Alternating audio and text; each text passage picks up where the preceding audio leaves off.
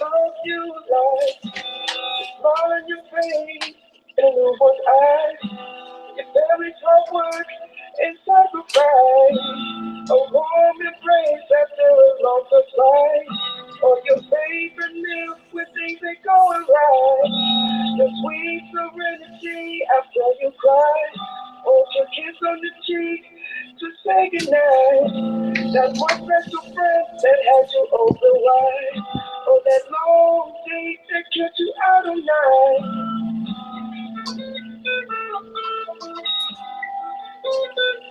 I love you.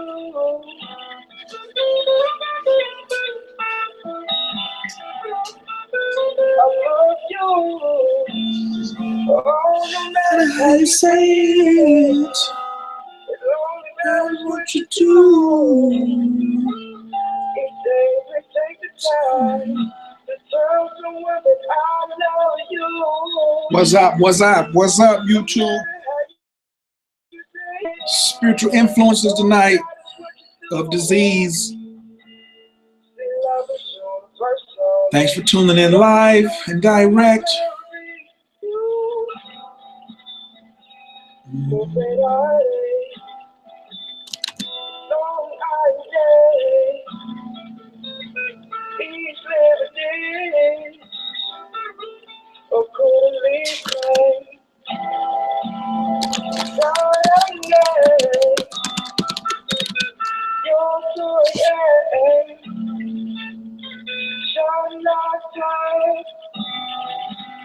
Oh, happy, no matter how you say it, it only matters what you do.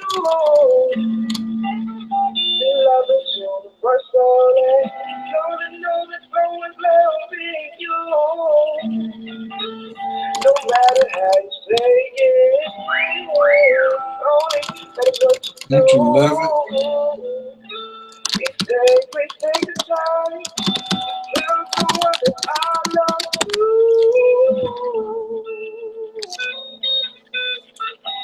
I love you.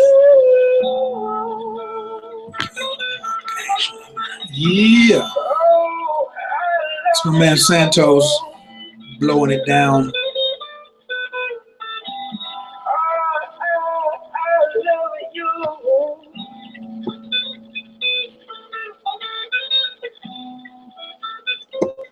I love you. No matter how you say it, it only matters what you do. Each day, please take the time to tell someone that.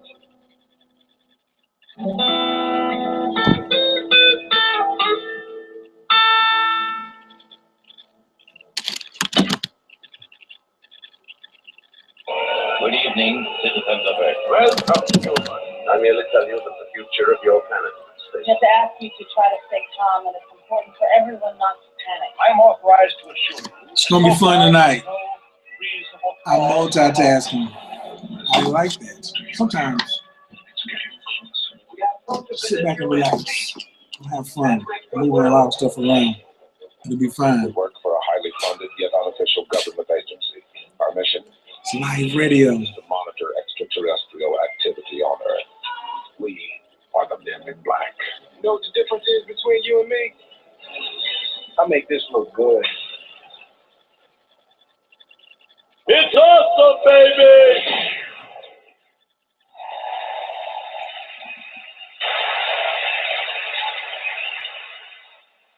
What's happening? What's happening? What's happening? This is Coach Khayr, and you are now rocking with the best. Thank you so much for joining Coach K Radio once again. Every second and fourth Tuesday, it is Symptometry night. What is Symptometry? Root cause therapeutics, aka the best healthcare you've never heard of. But tonight, you're going to hear about it.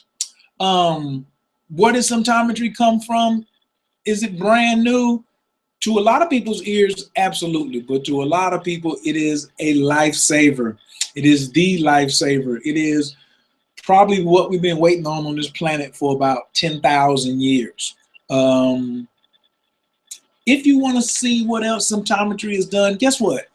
go to www.symptometrybooks, and you spell it symptom, E-T-R-Y, books.com.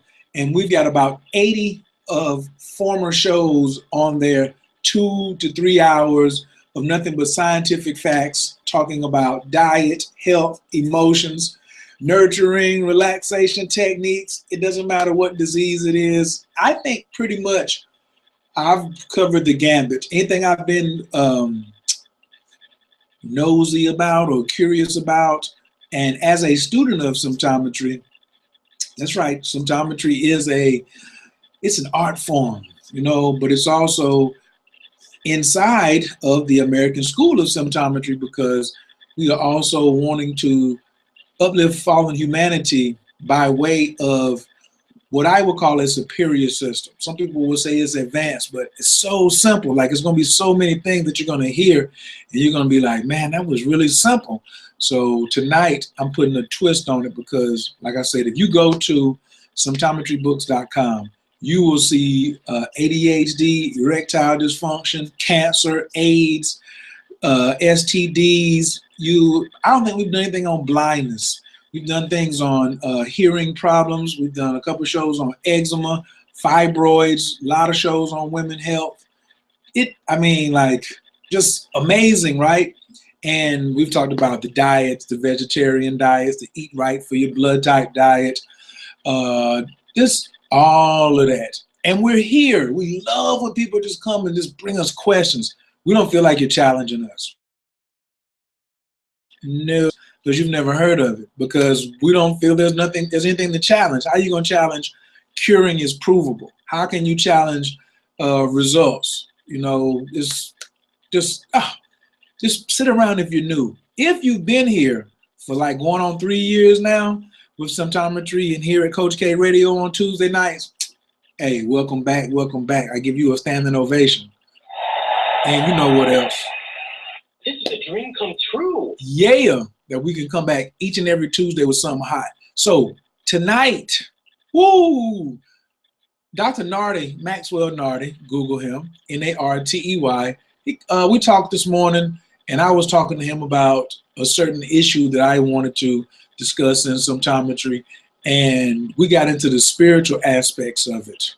And tonight, I was like, ding, ding, ding, ding, ding. That's what I want to talk about, is spiritual causes of diseases. And like, the title could have been really, really long, but there's a direct connect between your spirituality and diseases. So tonight we're going to talk about your spiritual worth, and we're going to talk about spiritual work and spiritual points. Dr. Nardy in a few previous shows talked about gathering spiritual points to help you on this path, you know. So tonight it's going to be like, it's going to be really all inclusive. But guess what? You know, I can't do it by myself, right? I always have my panel of experts, my scientists, my symptometrists, who have lived the life and who are currently living the life.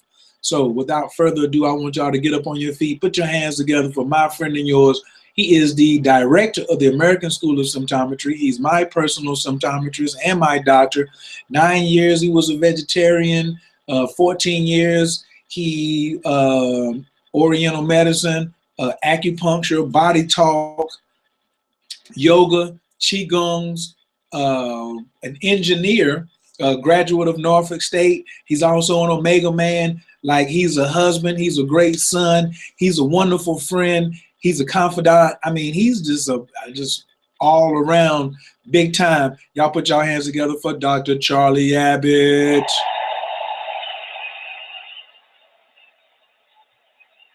It's awesome, baby. Dr. Abbott, welcome to the show tonight. How you feeling?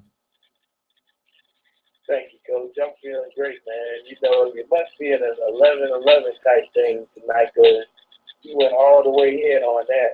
I really appreciate it, man. You know, I really appreciate that. You just reminded me of the journey, and I know there's so much more to do in this process, you know. So, yep, everything is going great tonight. That's good, man. Hey, that's crazy, because I know that I'm doing an 11/11 meditation tonight after this call. And just that quick, I got so hype about symptometry, I forgot that it was November the 11th. So yeah, that's going to be really, really interesting. And that brings up another part about the spirituality in symptometry. Sometimes I say the S in symptometry stands for spirituality, but this is one of the sciences that totally embraces metaphysics, quantum physics, and spirituality. Like, you don't have a lot of doctors, if you go to Moses Cone Hospital or Emory University or John Hopkins, who embrace spirituality. You know, what do you think about that? No, you're absolutely right. When you say, you know, how symptometry touches all of those areas, you know, S for spirituality, S for science. So it's the total package in the healthcare arena. And I'm really grateful because to be able to put this together with spirituality, to see the science and the spirituality so that we can use it and take the guesswork out of it and still discover more and more things about our potential. Because, you know, symptometry is about, you know, taking down walls and, you know, bringing and showing the clarity and the truth in the most simple things.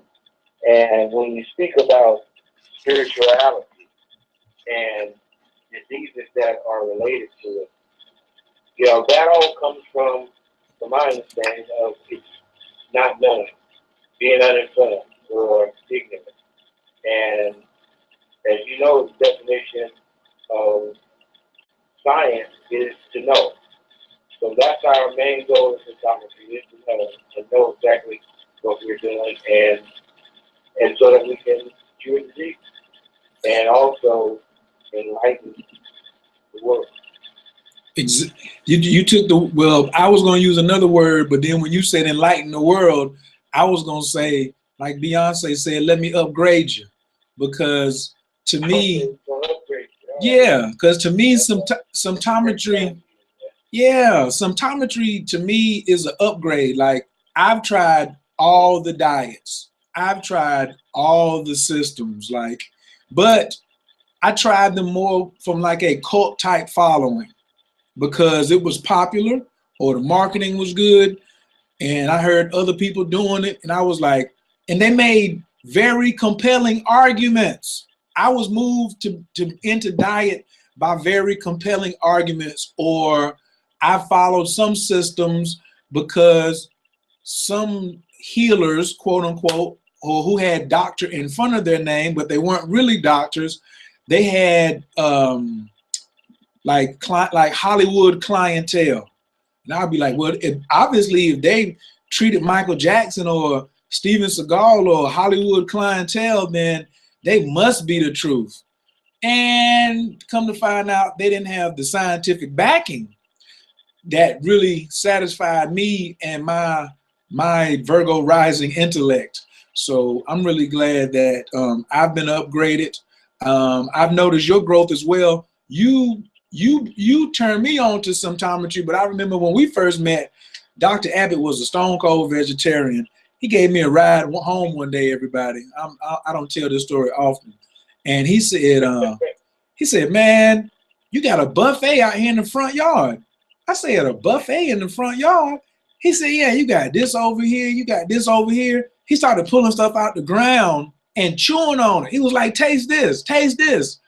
And I was like, well, if he's doing it, he's making a compelling argument, and he's been doing Chinese medicine, and I practice Qigongs, and he practiced Qigongs, and I knew some vegetarians, but it was always like prepared in the house. He pulling it right up out the ground. I was like, now this is a real live vegetarian right here. And I mean, like, he had on a suit and tie too, just pulling stuff out the ground, just putting it in his mouth like, huh, try this.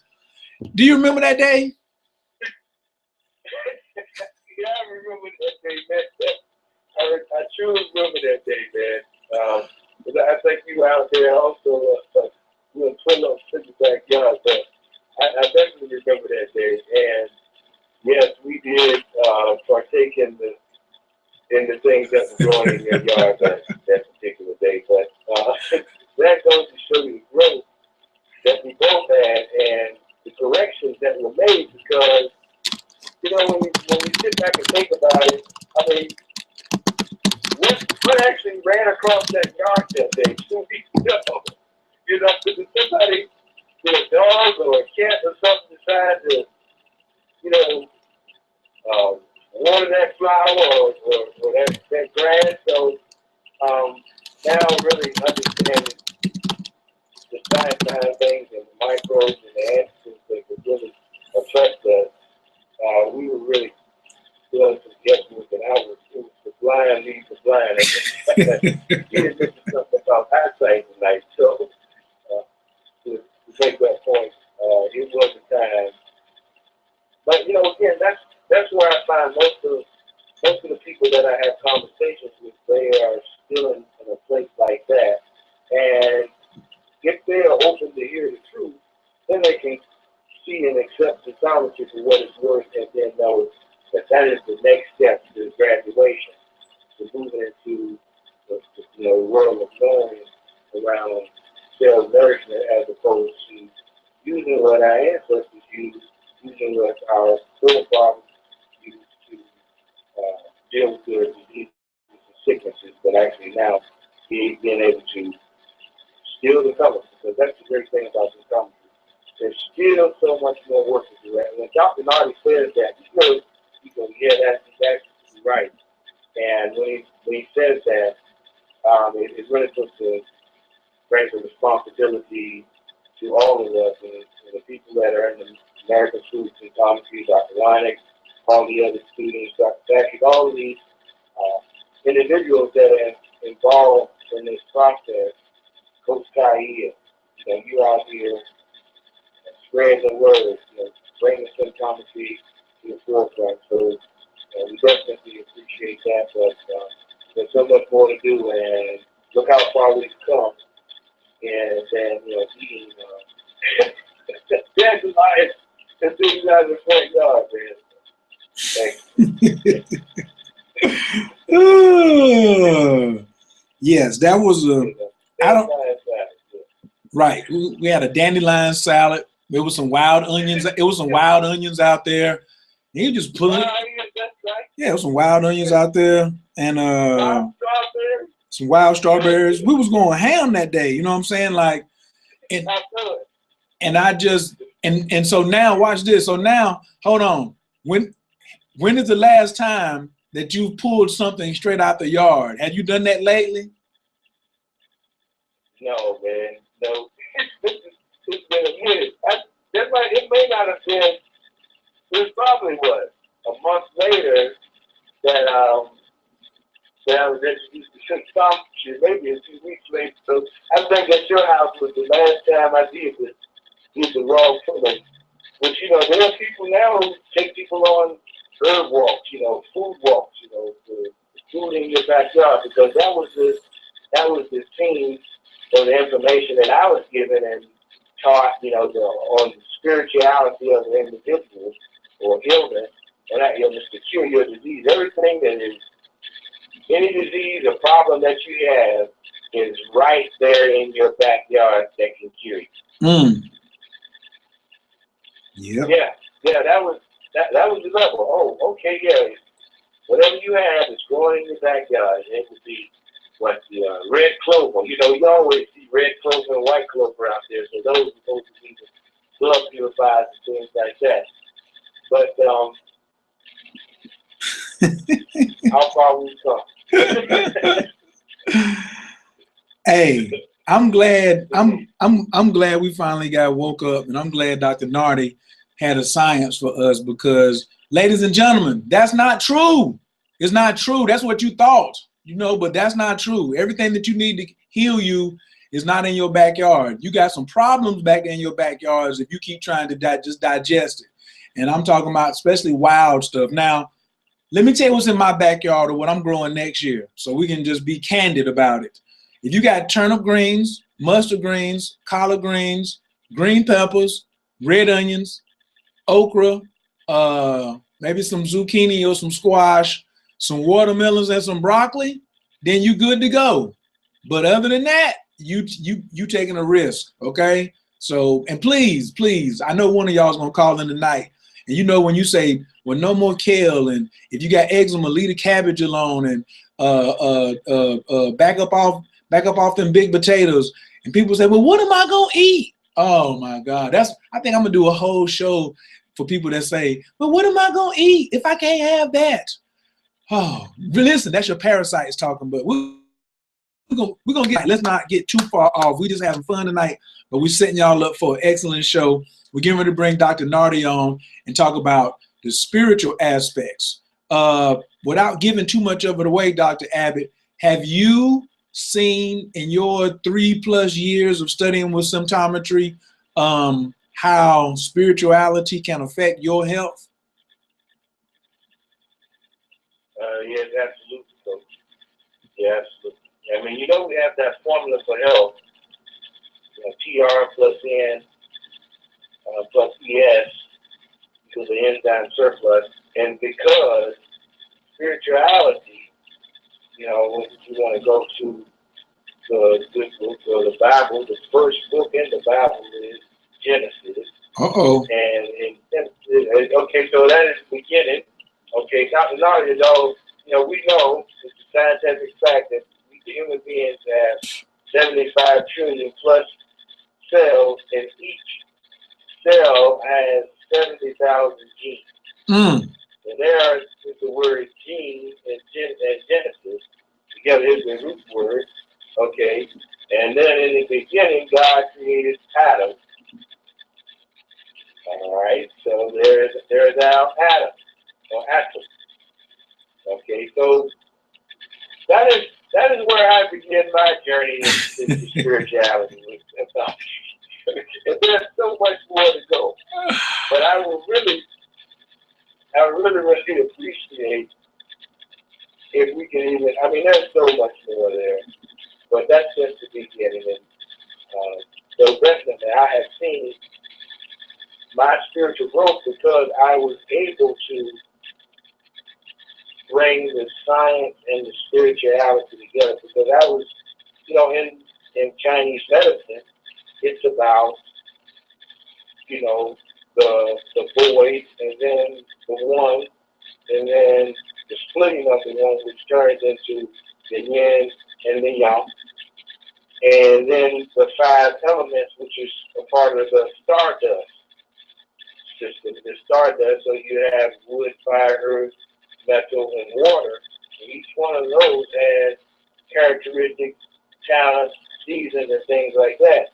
So that was my introduction into the cosmology of Asian medicine, which in turn can also be applied to any other form of science.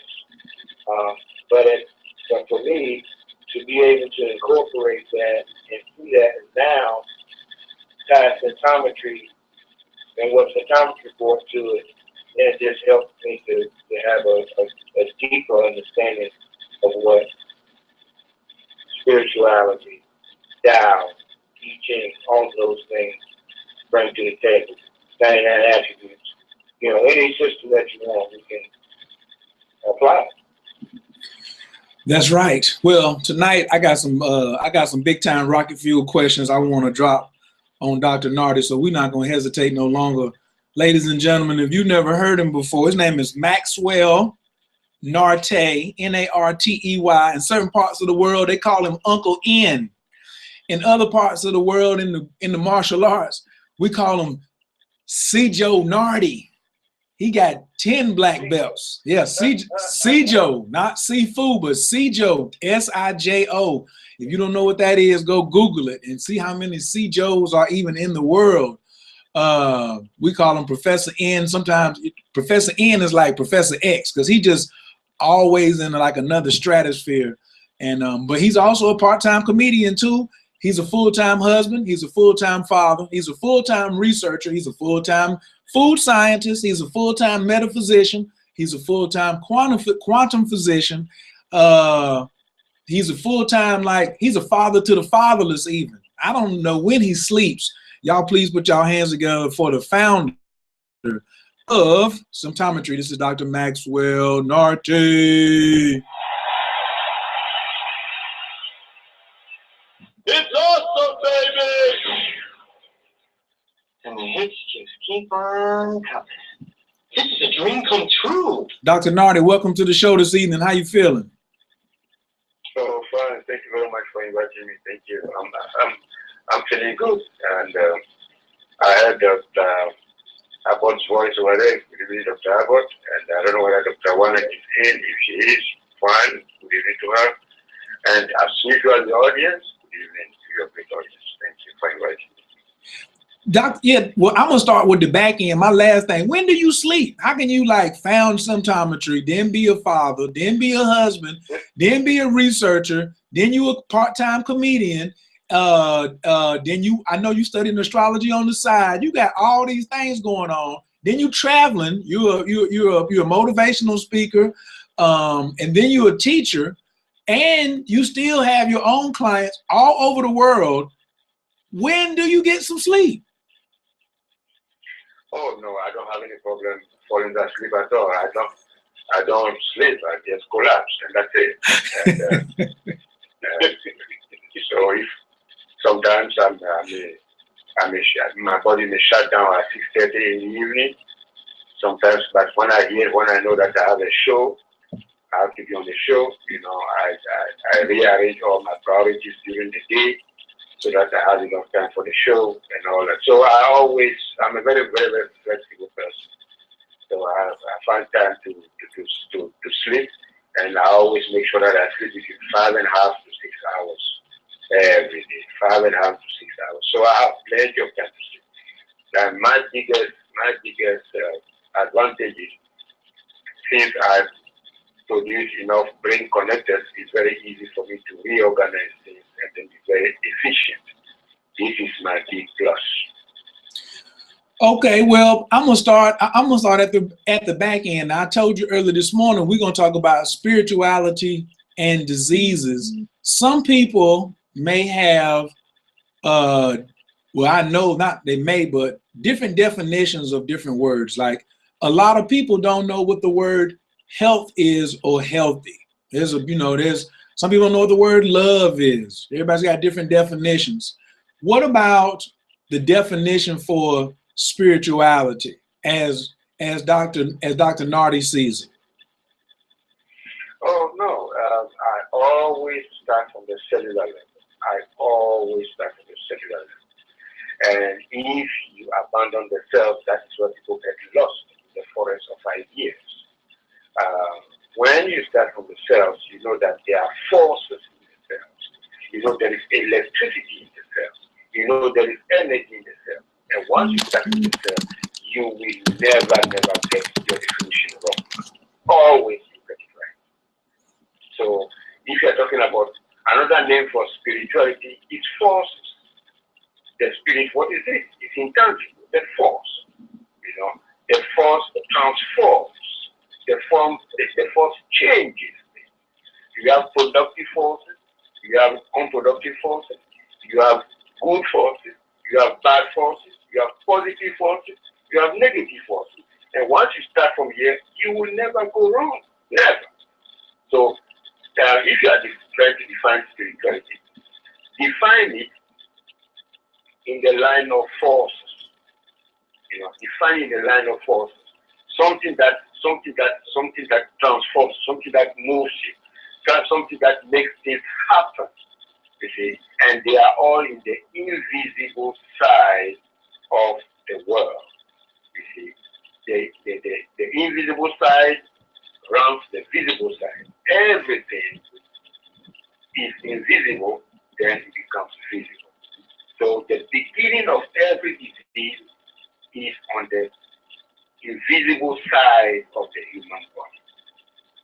And if you neglect the invisible side of the human body, you will get lost. This is why no physician has ever cured a disease, and they will never be able to cure a single disease in their entire life, because they started with anatomy and physiology. And once you start with anatomy, which is what you can see, you are only going to going to study pathology. In other words, you are going to study the end result of everything that went wrong on the invisible side. And what you see is a disease, it's a cancer, it's an ulcer, it's a tumor, it's a cyst, it's a nodule, and on and on and on. All these are abnormalities. They call this abnormalities, they call this disease. We in symptometry, we call them what? Deviation from health and normalcy. They call it diseases, but we call it deviation from health and normalcy. Something compelling to deviate. And what was it that compelled to deviate from health and normalcy? It is a health disruptor. So we have visible health disruptors, we have invisible health disruptors. So if you really want to study spirituality, you have to go deeper and deeper and deeper than just stopping at the symptom level and see the outcome of what happened from the invisible side. So we have more material to share with the world than what is out there. Wow. Wow. I got to get on my feet room right there. I didn't think he was going to go in this early. A deviation. Deviation in when I think of deviation, I think of I was just watching Rest in Power to my man Miles Monroe, and he was talking about the forces. I know Dr. Nardy in the past, you've called God a mega force. They got forces, and then we got the mega force. And since everything runs at such an exacting level, there's some grand scheme or grand plan laid out. Like, it's not a coincidence that everybody is made up of 26 minerals. Like, you don't have like people in Chicago got 42 minerals, and then people in Miami got 38 minerals, and then people in Afghanistan got 19 minerals. Everybody comes in like that's normalcy is the 26 minerals. Am I correct? That's correct. That's correct. That's correct. Everybody comes in with 2 lungs, mostly 10 fingers, 2 ears, 1 mouth. You know, there's some slight deviations every now and then, but the normal plan is 2 feet, 2 arms, walk upright, not on your knuckles. And when we start to deviate, that's when we start to cause some irritation in our own circumference, I would call it, or our own lifestyle. You know, if I feel, and what I've learned in symptometry, if I follow the script and stick to the script and stop deviating so much, or realize and let my ego go to the side that I have been deviating and get back, line up with the plan, my life will be a lot more pleasant and a lot less painful and a lot less aches and pains. But we human beings, you know how we are, hard-headed and stiff-necked. We want to do it our way. And I think it's because of those doctors who blatantly ignore spirituality. And it seems like you just called all of them doctors, but pathologists, because it seems like a doctor, he took a Hippocratic oath that he would try to heal people, but then he turned around and spend 90% of his time studying the cause of death. Now, what's up with that? I mean, and like you said, he's studying anatomy and ignoring cellular makeup. Woo! Okay. You see, one thing you have to understand is there is a role for pathologists in the world. There is a role for medical examiners. Honestly, without the late Dr. Stein at the Cook County Medical Examiner's Office, I would never have had access to dead bodies and study dead bodies and see about cancer cells, people who were never diagnosed with cancer, and then who had cancer in their prostate, who had cancer here, who had cancer there. I thank him. He's no longer with us, but I thank his memory, you know. And this is what helped me to pursue many other things. And then when it comes to diseases, two kinds of diseases. Okay, I use the term spiritual. The term spiritual disease. The term spiritual disease is okay, but the correct term, if you allow me to make a correction right here, is psychic. You know, we have psychic diseases, and then we have pathological diseases. And then if you like, you can extend the list of pathological diseases to include neurological disease and all that. Fine, but basically these are the two kinds of diseases that they are, because you are looking at the tissue. You know, with pathology, you are looking at tissue. And we have nervous tissue. We have muscular tissue. We have bone tissue, and so on and so forth. All these form under the umbrella of pathology. But when you are studying psychic diseases, this is where something looks like the disease, but you cannot pinpoint the root cause of the disease. Why? Because this is coming from the foundation of the human body. And what is the foundation of the human body? Is electricity. So what carries electricity toward the body is the nerves. So the nerves are the cable line, are the lines, the electrical lines that carry electricity toward the human body. So if you want to attack somebody, if you want to confuse every physician out there, every doctor out there, you attack the nervous system of your enemy. Once you attack the nervous system of your enemy, it's finished. All these doctors will be running around, chasing the wrong dog, chasing the wrong rabbit, and by the time they realize, you are dead, you are gone, and they have won. This is how the psychic people have been winning and winning and winning until symptometry has stopped them in their tracks. Now, Dr. Nardy, you used the word psychic. Now, you know, the people in the West, when they hear the word psychic, they think crystal ball, gypsy, fortune teller, tarot card. They don't see the relationship between the invisible forces and what they can see, or what the doctor showed them while he was chasing a rabbit or chasing a turtle. And that's something, chasing a turtle. And when the doctor was chasing a turtle, he was showing them things, and at the same time, he was programming them to say, don't believe in these psychic unknown things. Like, it's not in my book. It wasn't at Chapel Hill, or it wasn't at, you know, whatever, you know, UCLA medical school I went to. And now you're saying that there's psychic disease. We'll have to talk about that a little bit more. Yes. And okay. This evening, I had a woman call, and the reason she called was she spoke to one of the governors of the American School of Symptometry, and he said, "Well, I will put you in touch with Dr. Nardy," and she managed to get me, and she told me about situations that she has been experiencing for the past 20 years. 20. This woman cannot take a shower. Why?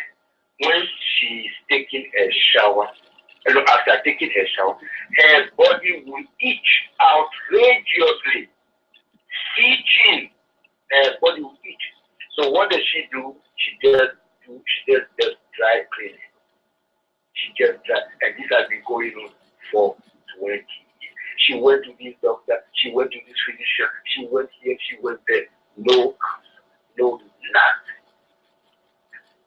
As soon as she told me her story, what I told her was this.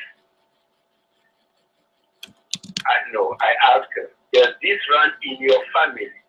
She said, yes, it runs in my family. All right, if it runs in your family, then DNA is being passed on. Contaminated DNA is being passed on. And it started where either a dog that has rabies, a bat that has rabies, or something that has rabies beats the person. And this must have been treated cavalierly with some herbs, and after intercourse, this was passed to the semen, the DNA was passed to the semen, and on and on and on. And this is why it runs in the family. Therefore, it is genetic, it is hereditary. And if it is hereditary, the only way to solve this problem is to give you a particulate that was made from what? A particulate that was made from the rabies. A rabies particulate, that is what will solve your problem. That is how it is done. This is why all these physicians to which you went to, they say, oh, it is in your head. There is no such thing. And you are right. It is not in my book. We did not study it. Well, you are talking about health. You are talking about health. You are talking about health. You are talking about something that has caused a deviation from normal, a deviation from health. If you are not trained to find the root cause of these deviations, you will not be able to help people, you will not be able to restore people's health. This is why we at the American School of Symptometry, we do what others are not doing.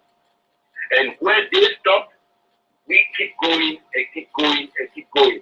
If they want to come and learn, let them learn. But we will not stop at the water's edge. We will not stop at the water's edge like this. We have a lot to teach them, and if they are ready, let them come and learn. It's as simple as that. Dr. Nardy, there are some people on the call who don't know what a particulate is. And I know that you use a particulate in your formula of, or your toolbox of healing as one of your main weapons of ionization. I need you to explain in layman terms, what is a particulate and how does it work? Well, a particulate is a tiny ball of, it's a tiny white ball of lactose which has held the therapeutic product, the product that we use to treat the person. It has two poles, a positive pole and a negative pole. Once it is in the person's body, it goes straight to where it is needed, where the negative pole will attract the positive one, and the positive one will attract the negative pole, and pulling will be taking place in the opposite direction until what had been there for generations, until what has been there for centuries will be ionized.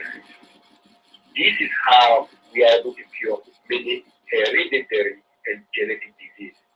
Now, when it comes to contemporary diseases that you have had in this world, in this time, in this lifetime, like kidney stones, gallstones, bladder stones, and so on and so forth, they will work in the same way. The positive of the particular will attack the negative of the stone. The positive of the stone will attack the negative of the particular. Pulling will be taking place in the opposite direction until the stone dissolves. This is what a particulate is. And why do you use a particulate versus some herbs? Why can't you just go out there and, you know, get some red clover, or, you know, just get some ointment, you know, especially from Africa. You have ancestry in Africa, and if I'm correct, your family are herbalists. You know, why are you going away from 4 generations of master herbalists and not using herbs and choosing to use particulates as your weapon of choice to cure diseases? I have seen herbalists use herbs and fail. I have seen herbalists suffer from palpitation, and they could not cure their palpitation. That is a fast heartbeat. I have seen herbalists suffer from irregular heartbeat. I have seen herbalists suffer from skipping heartbeat. They could not cure them. I have seen herbalists suffering from ulcers. They could not cure them. And I was also sick. Herbalists, my cousins, could not cure me. So, why should I follow what they are doing? And thank goodness that I discovered homeopathy, and thank goodness that I realized that how they were selecting their homeopathic remedies was wrong at that time, and the name they call it as remedy to was wrong, and I changed everything. That is why it is now called particulate, and that is why I am using particulate. The herbs are to be, they are molecules, and molecules do not penetrate the cell. The molecules will have to be broken down into their constituent parts called atoms before they can penetrate the cell.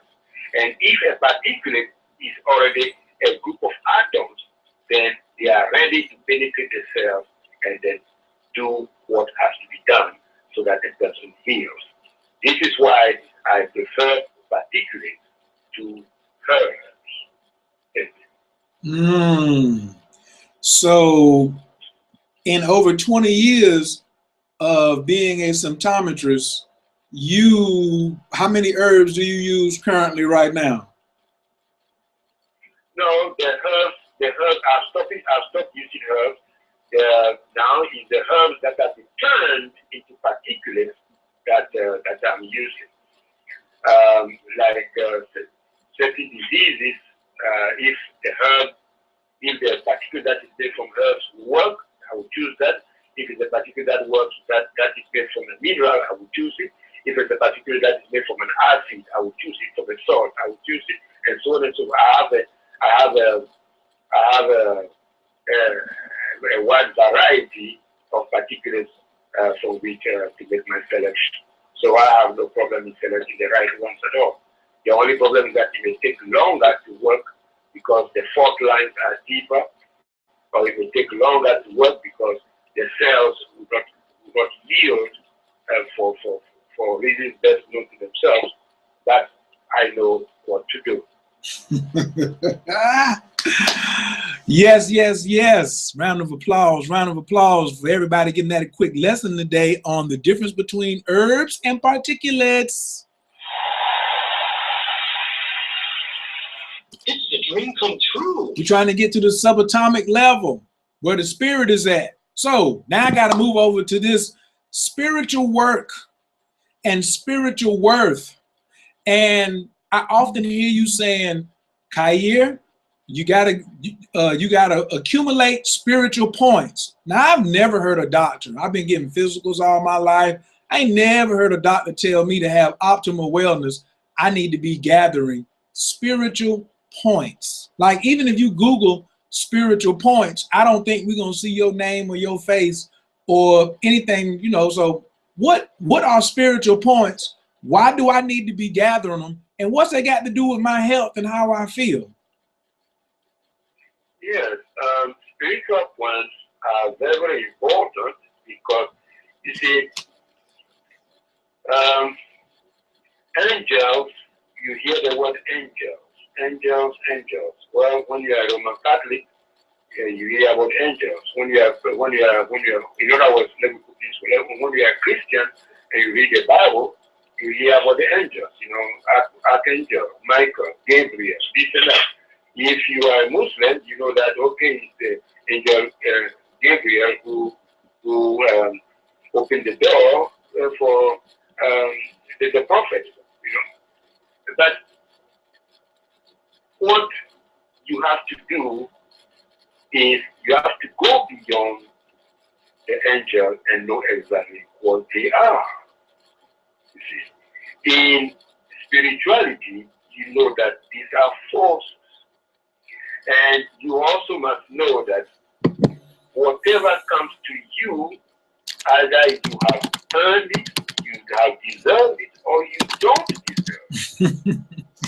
And how do you go about that? The future is now. The future is now. It means whatever you do now, you follow you in the future. And what does the future mean? It means generations to come. You can be a murderer now. You can avoid. You can avoid detection. You will never be caught. But your cells have already recorded what you have done, and it's going to play out many years from now. And if you die, it's going to be in your DNA. It's going to be your genes, and you're going to pass it on. This is how people have hereditary diseases, hereditary habits, and all that. The future is now. And having said that, if you want to have a bright future for yourself, for generations to come, you start doing the right thing now. As far as health is concerned, you embrace scientific eating and scientific living now. As far as improving your chance of success in the future, you start accumulating your spiritual wealth now, because it is only when you have spiritual wealth that help will come for you from wherever it has to come from. If you don't have money for collateral, if you don't have any asset as collateral, if you need money, if you want to borrow money from the bank, a bank will not give you that money. You must have collateral first. That collateral in the spirit world is called spiritual wealth. You must keep acquiring spiritual wealth. You have 20, next week you have 30, and on and on and on until you have 2,000, 3,000, 4,000. And when it's time for you to do something, you do not know where the help is coming from. The help is here. People call it good luck. There is no such thing as good luck. Whatever comes to you, you have earned it. And take your time and use it with respect. Don't squander this opportunity. Use it with respect and dignity. But if you don't, and you miss it, it may take a long time for you to come back. This is what spiritual point means. It's an investment in good deeds. It's an investment in good deeds. A person just fair. Help the first person to be on his or her feet. See if they need additional help. Oh, what is your name? Thank you very much for helping me. What is your name? It's not necessary, man. It's not necessary. Are you okay? Yes, you're okay. That is what man is. Thank you. And you go your way. This is how it is done. When somebody, you call them angel and all that. Okay, let's go back to angel. When an angel comes to help you, does he give you his name? Does he give you his address, where he's coming from? No. Just help you and it disappears. You also help a person who is down on his luck or down on her luck. And if the person would like to thank you, fine. If not, you go your way, she or he goes his way. This is how it is done. This is why I like giving things to people who cannot pay me back. I like giving things to people who cannot pay me back. But if you help a person who is going to pay you back, then they will use the dirtiest American expression that I have heard is, I owe you one. I owe you one. it means that, okay, you have helped me today, so it is my duty also to pay you back later, or whenever the opportunity to make itself available or present itself. No, no. If I help you, that's it. You deserve it, because if you had not earned it, I would not have been at that spot to be of any help to you. So you have earned my presence. This is what spiritual points are all about. And the more you build spiritual points, the more you strengthen your electromagnetic field. That is very important. That is how you strengthen your electromagnetic field. And once you strengthen your electromagnetic field, anybody who emits a negative thought in your direction, that negative thought is going to bounce back and it's going to hit him or her very, very hard. And if you don't take care, you may even attend his or her funeral. This is what spiritual points are. So you have to take them very seriously, and this is the only teaching that will help to change the world. Spiritually and health-wise, symptometry is the only one. There's nothing else out there.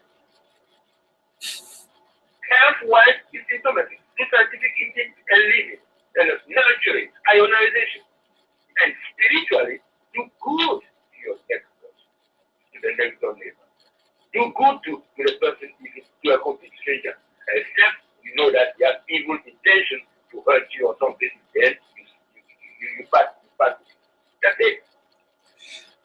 So if my spiritual points are low, am I susceptible to heart failure or liver disease or prostate cancer or fibroids or ulcers or lupus? You trying to tell me that I deserve those? I deserve those deviations? No. When your spiritual points are low, this is what happens. When your spiritual points are low, your vibrations are low. Everywhere. What are the particulates? Particulates raise vibrations where vibration is very low. Your spiritual points are low, your vibrations are low. And where vibrations are low, that is where disease strikes. Even infections, microbes are always looking for some target. And what are these some targets? They can read the electromagnetic field of various individuals. They know who is vulnerable and who is not.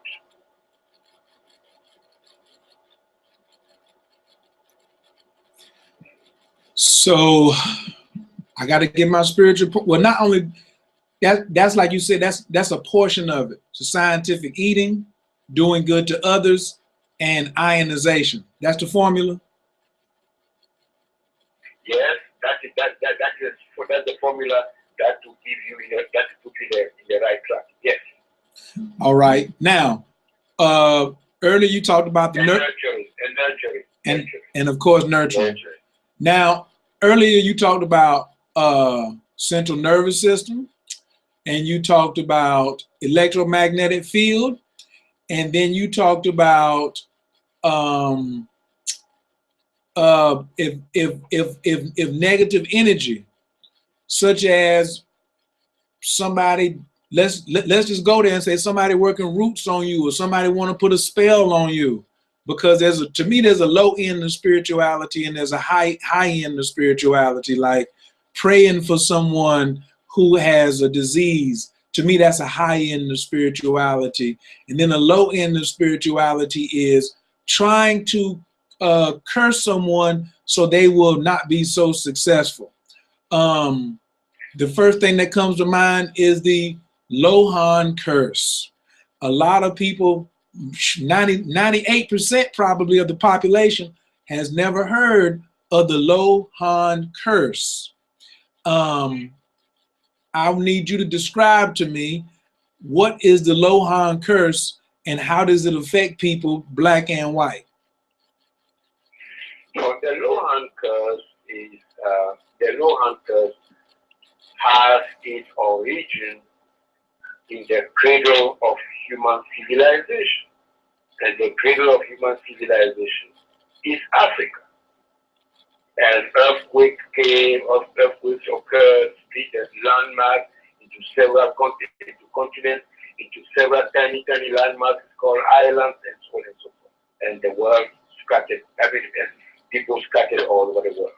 And then climatic conditions started changing. People gained, people's skin color. Some were Caucasian, some were this, some were that. Basically, that's it. And the same people, and these people started in the same way. They were brutal, they were vicious, and they were barbaric.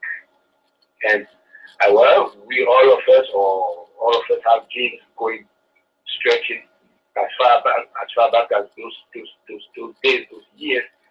But thank goodness that I don't remember what happened, because I don't know who I might have pushed into a river. I don't know who I might have hung. I don't know who I might have hacked to death. So it's good that I don't know about it. That's fine. But nevertheless, it is still there in our genes. The Lohan curse was a curse from people who were being persecuted, and onlookers did not do anything to save their lives. And they cursed those who were killing them and persecuting them, and they cursed those who were sitting on the fence without doing anything.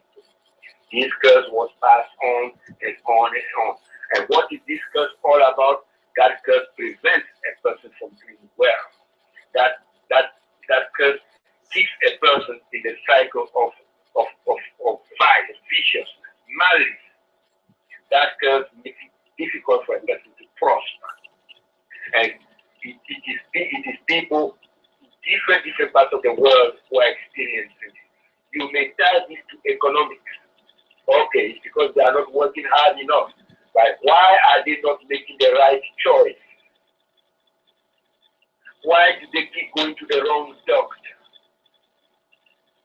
Why do they make this choice that is not beneficial to their family?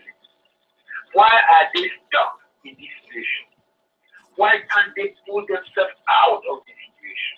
Or you say it is lack of education. Well, you are given education. You've reached the highest level of education. You have your terminal degree in your field, and still you are struggling. You cannot save enough. You cannot save enough. You are paid, and by the 15th or by the 10th, you don't know what you did with yourself. You don't know what you did. If somebody asks you now to account for how you spent your money, you cannot. And this will go on and on and on. That is the Lohan curse. Thank you. Well, so the Lohan curse, because you hear a lot of people now talking about white supremacy and the reason that racism exists, or they say, well, the reason, well, no, Dr. Nardy, you're not right. The reason certain races on the planet can't get right is because another race is persecuting them. What do you say when you hear that? Well, if I had not lifted myself out of this Lohan curse, I too would have concluded that way. But you see, when I started doing my research, there were some laboratories that was not made accessible to me. I was not welcome in certain laboratories. Okay? You may call this racism, but I don't call it racism. I don't call it racism. They kept their laboratory, And I found another way of getting results, and I got the results, and they are stuck where they are. So you may call it racism. I will not call it racism. In Ghana, there is tribalism. In Nigeria, there is tribalism. In Sierra Leone, there is tribalism. Here you call it racism, there they call it tribalism. A person from a certain tribe who has a position who only like to hire people from his tribe or from a tribe. Is that not what is being duplicated here, and you call it racism? A black person who in a prominent position would not like to hire a white person. That is black racism. There's a white person who is in a prominent position who would not like to hire black, he only would like to hire white. That is white racism. So the name does not matter. It's nothing but human stupidity and folly. That's it. I transcended all this human nonsense, and today the world has symptoms. So the advantage about beating the Lohan curve is it opens your eyes, it removes the veil from your eyes, and you do things differently, and you end up a winner. Wow. Woo-wee. I'm a gunshot set. It's awesome, baby! If anybody wants to give a comment, got a question or some feedback, the lines are wide open. 347-205-9089. 347-205-9089. Just call in and raise your hand. I do have a caller from the 225. I'm getting ready to get to you. I did see another hand. I saw Big Ben out in LA. So if you're still on the line, Ben, just press 1 and come back in, and I got you. I can go on and on, but I want to get some questions from the audience first. Caller from the 225-347. Your microphone is wide open. Can I get your name and where you're calling from, please? Hello, caller from the 225. Hello. Caller from the 225-347. Hello. All right, I think they hit it by accident. That's okay. Caller from the 248-884. Your mic is wide open. Can I get your name and where you're calling from, please? Hi, this is Ebony calling from Taylor. Hey, Coach. Hey, Dr. Country. Hello. Hi. I have a question. How much are particulates for herpes simplex 2? It ranges. It all depends on the person. What other factors, what other ailments are added? Because some people don't just come for herpes; they will come for herpes 1 and herpes 2. We will charge them about $140 or $130 or $145, depending on what else we are going to do. And then during the consultation, they will add 1 more, they will add 2 more, they will add 3 more. Because if you don't cover all the bases,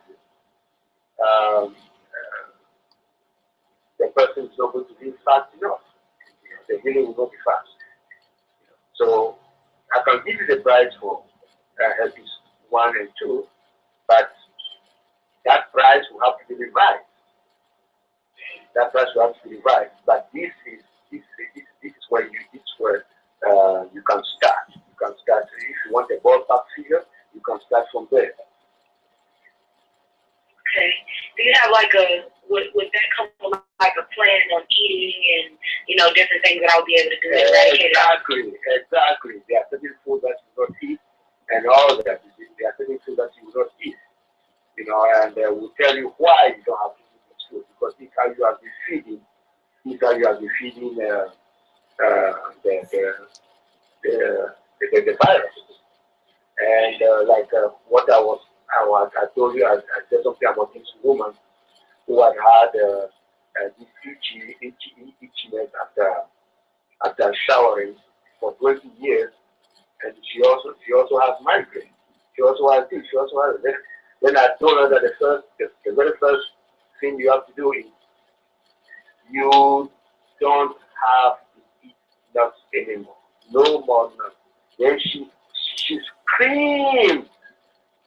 That's what I've been eating every day. I said, well, that's why you've had migraines for the past 15 years.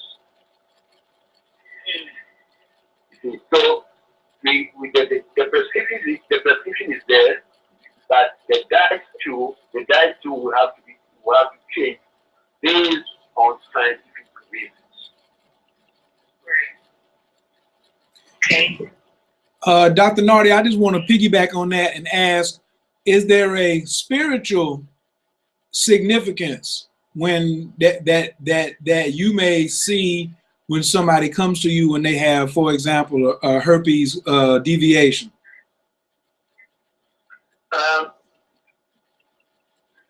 It's very difficult to say offhand because it could be pathology, it could be spiritual. You try the pathological aspect first. If it is resolved, then that is fine. But if clinical tests show that herpes is no longer in the blood, but the symptoms of herpes keep showing, then it is no longer pathological. It is now spiritual.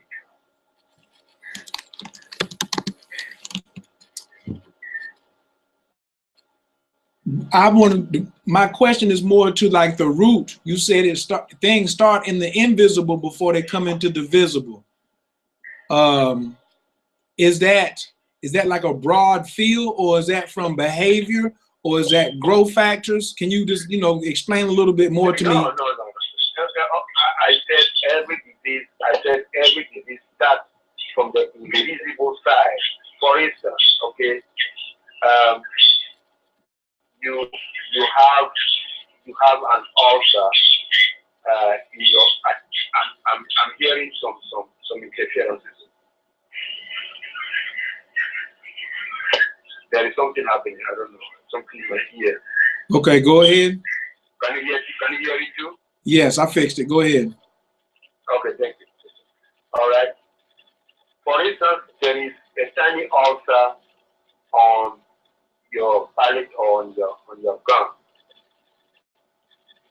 Before the ulcer occurred and you saw it, it started about 3 or 4 days ago where you would not be able to see it. That is why every disease starts from the invisible side and manifests itself on the visible side where you can see it. The electrical pathways were scrambled or were jammed. The blockages were there, but you could not see them.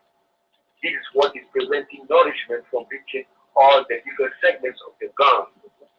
And eventually, because the tissue could not be repaired anymore, that is now where you are seeing the ulcer.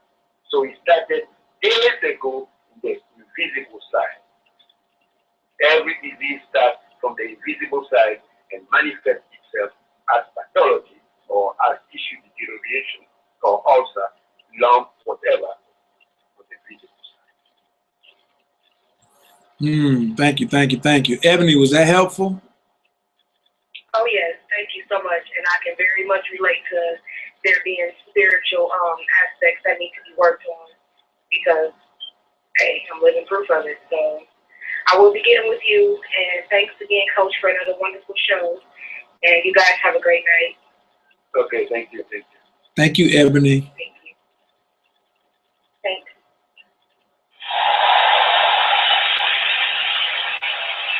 This is a dream come true. One thing I like about my audience, Dr. Nardy, is the transparency. Like I know you've talked about many times about people being filled with shame and not wanting to be totally upfront with you. And they say, well, I got a sinus headache and my eyes are red. And then they won't say nothing about they also got, you know, a venereal disease or something like that. How important is it in gaining spiritual points and doing spiritual work and having spiritual worth to be honest and candid in your healing process? No, honestly, if a person is forthright and is very, very honest, that helps the healing process, and it also accelerates the healing also. But if a person will not tell you everything, and after a while, oh well, I did not say it because you did not ask. I did not say it because you did not ask. You know, if you come with certain attitude, you are holding that information, and it's going to delay your healing. So it's good that you should be honest, and it pays to be honest, because the person who is going to help you to solve your health issue is the person you are talking to. You've been here, you've been to all the physicians, and they kept telling you that, oh, the problem is in your head, or we don't have a cure for this. Okay, take this prednisone, and then that they will just give it to you so that you get off their face, and that's it. You know, but the person is going to help you, is going to work at the cellular level, at the DNA level, at the nuclear level, at the RNA level, at the chromosomal level. He's the person you are talking to. And if you are not forthright with such a person, then you are going to delay your healing. If you don't heal, your boyfriend too will have problems in the house. Your children will have problems in the house because you'll be a very nasty person. Yeah? You are a very nice person. Then all of a sudden, you are a monster in the family. People will be running around from you. Even your own children who prefer to go after school, they will not come home. They will prefer to go and hang out with their friends. Hang out with their friends. Or do their homework in their friend's house. Then because of the kind of person you have become, that disease is eating you piece by piece. Thank you. Woo, Dr. Abbott, is he going in tonight? Come on, help me out. I know you might. Well, Coach, you know, I find it very, very fascinating, but you know, he's in the bullseye each and every time, because even with the Lohan curse, and we dealt with people attempting to block people that do things that were not good to individuals, and you know, upon them being prescribed the Lohan curse, their lives changed, because those burdens, those worms, you know, that have been digging in for so long, and you know, it's just feeding off of their behavior, choices, like Dr. Nardy mentioned earlier, the choices that people make. And one of the things that you know, I really like Dr. Nardy to address is how, you know, these choices that people make actually affect their health. Okay, thank you, Mr. If you have the Lohan curse, you are not thinking straight. You are suffering from brain fog. You can suffer from brain fog and not necessarily suffer from Lohan curse, but this situation is affecting your decision-making process. It's affecting your judgment. You keep making the wrong choices, and you keep being affected by the wrong choices that you make until you leave this world. So the best thing to do is, I made wrong choices too. I made wrong choices also when this was not lifted for me.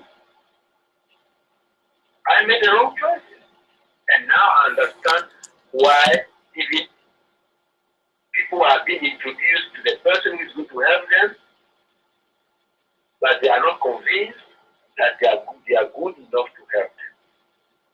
And they go and give themselves to people who are going to hurt them more.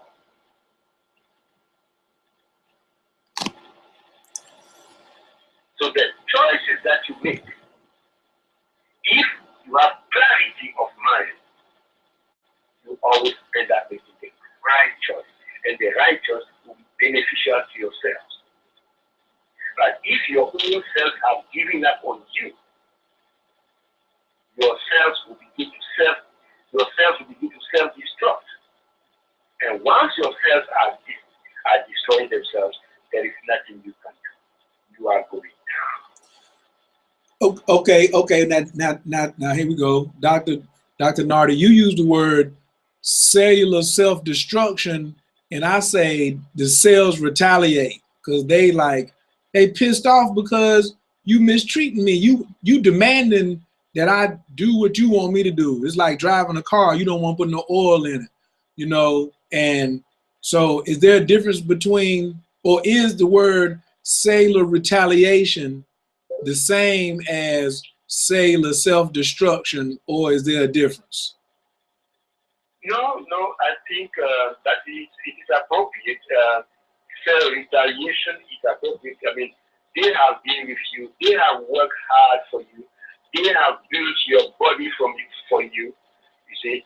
And now all you have to do is take good care of yourself and take good care of them. And you have allowed yourself to be dragged in the mud for so many years. Okay, they are going to retaliate. And then when they retaliate, you will be the loser. Is that so it's appropriate? Self-retaliation is a good choice of words. I agree with that. Is that why you say? Wait a minute. I'm sorry. Go ahead, Dr. Abbott. I said that is an excellent term you use. Self-retaliation.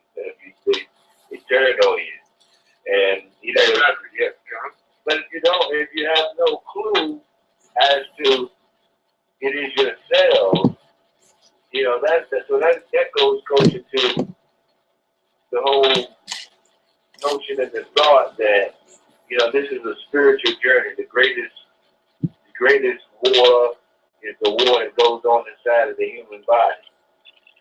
And so if a person is setting in motion, you know, turmoil, but is unaware of it. And the primary reason is because they are consuming a chaotic diet. They may be a college student. They may be a older person who thinks that, you know, this is the way to eat because they haven't been informed. So now here comes symptometry with this information, and it's like, wow, this is a whole new world for them. So who else am I going to listen to? Because I have, you know, none of my friends or family doesn't talk about it. And all the great people on television who are so-called experts and doctors and Dr. Oz and everyone else who says that certain foods are good for you, and as long as they taste good, that's all that matters. And then when we see, you know, the situation that's going on, just like the guy that was on sports here, Stuart Scott, who is from Winston-Salem, several years ago, he was hit in the eye when he was out at the New York Jets practice facility, and he had damage done to his eye, and ultimately he lost sight in that eye, and then he had problems with the other eye. But now, you know, he's on his way to hospice care for cancer. So what happened to him? Well, I mean, I ain't mean to cut your wisdom, but for me, I love the simplicity.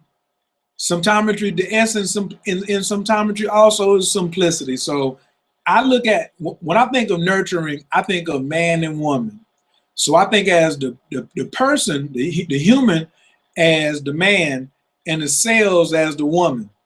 And because Dr. Nardy says, if you give, it's a fact, not just because he said it. If you give the cells what they want, they will give you everything they need. Or if you give them what they need, they will give you everything they want. I mean, everything you want. So when a man starts denying a woman around the house, she gonna start to get a little attitude. And if he ignores the attitude, so I call the attitude of a woman like, my knee is hurting. You know, like I had some stiffness in my knee and I was like, why is my knee hurting? But guess what? That was my cells were retaliating at a low level to tell me, stop trying to sneak and eat them chocolate chip cookies and ice cream. See, Dr. Nardy, I was sneaking. I thought I was being slick, you know. I done cleaned myself up, and then I knew I ain't supposed to be, I know what this chocolate does to me. And I was like, well, every now and then my knee started getting stiff. Now I could have went and got me a brace. Dr. York said that's like we driving a car and the check engine light come on and you break the light out. You just take a hammer and smash the light, Dr. Nardy. You driving, light come on, you smash the light. So somebody else get in the car, the light is not on. You say, see, ain't nothing wrong, ain't no light on to tell me. That means you are ignoring it. Dr. Abbott, you used that word earlier, but ignoring means as ignorance, to ignore the facts. And there's a fact that your cells, out of 76 trillion cells, it's easy for a billion cells to go to your kidney and give you what we call and interpret as pain.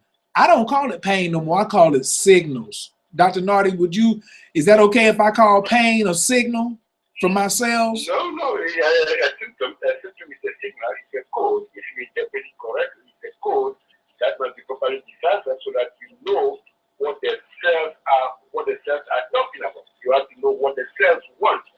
So that is pain, for instance. Okay, it's a code. So it's a signal telling you that, well, that your cells are frustrated. They need your attention. And like a woman, hold on now, Dr. Nardy, how long you been married? 37 years now, going on 38 years. And if you don't give your wife some attention and nurturing,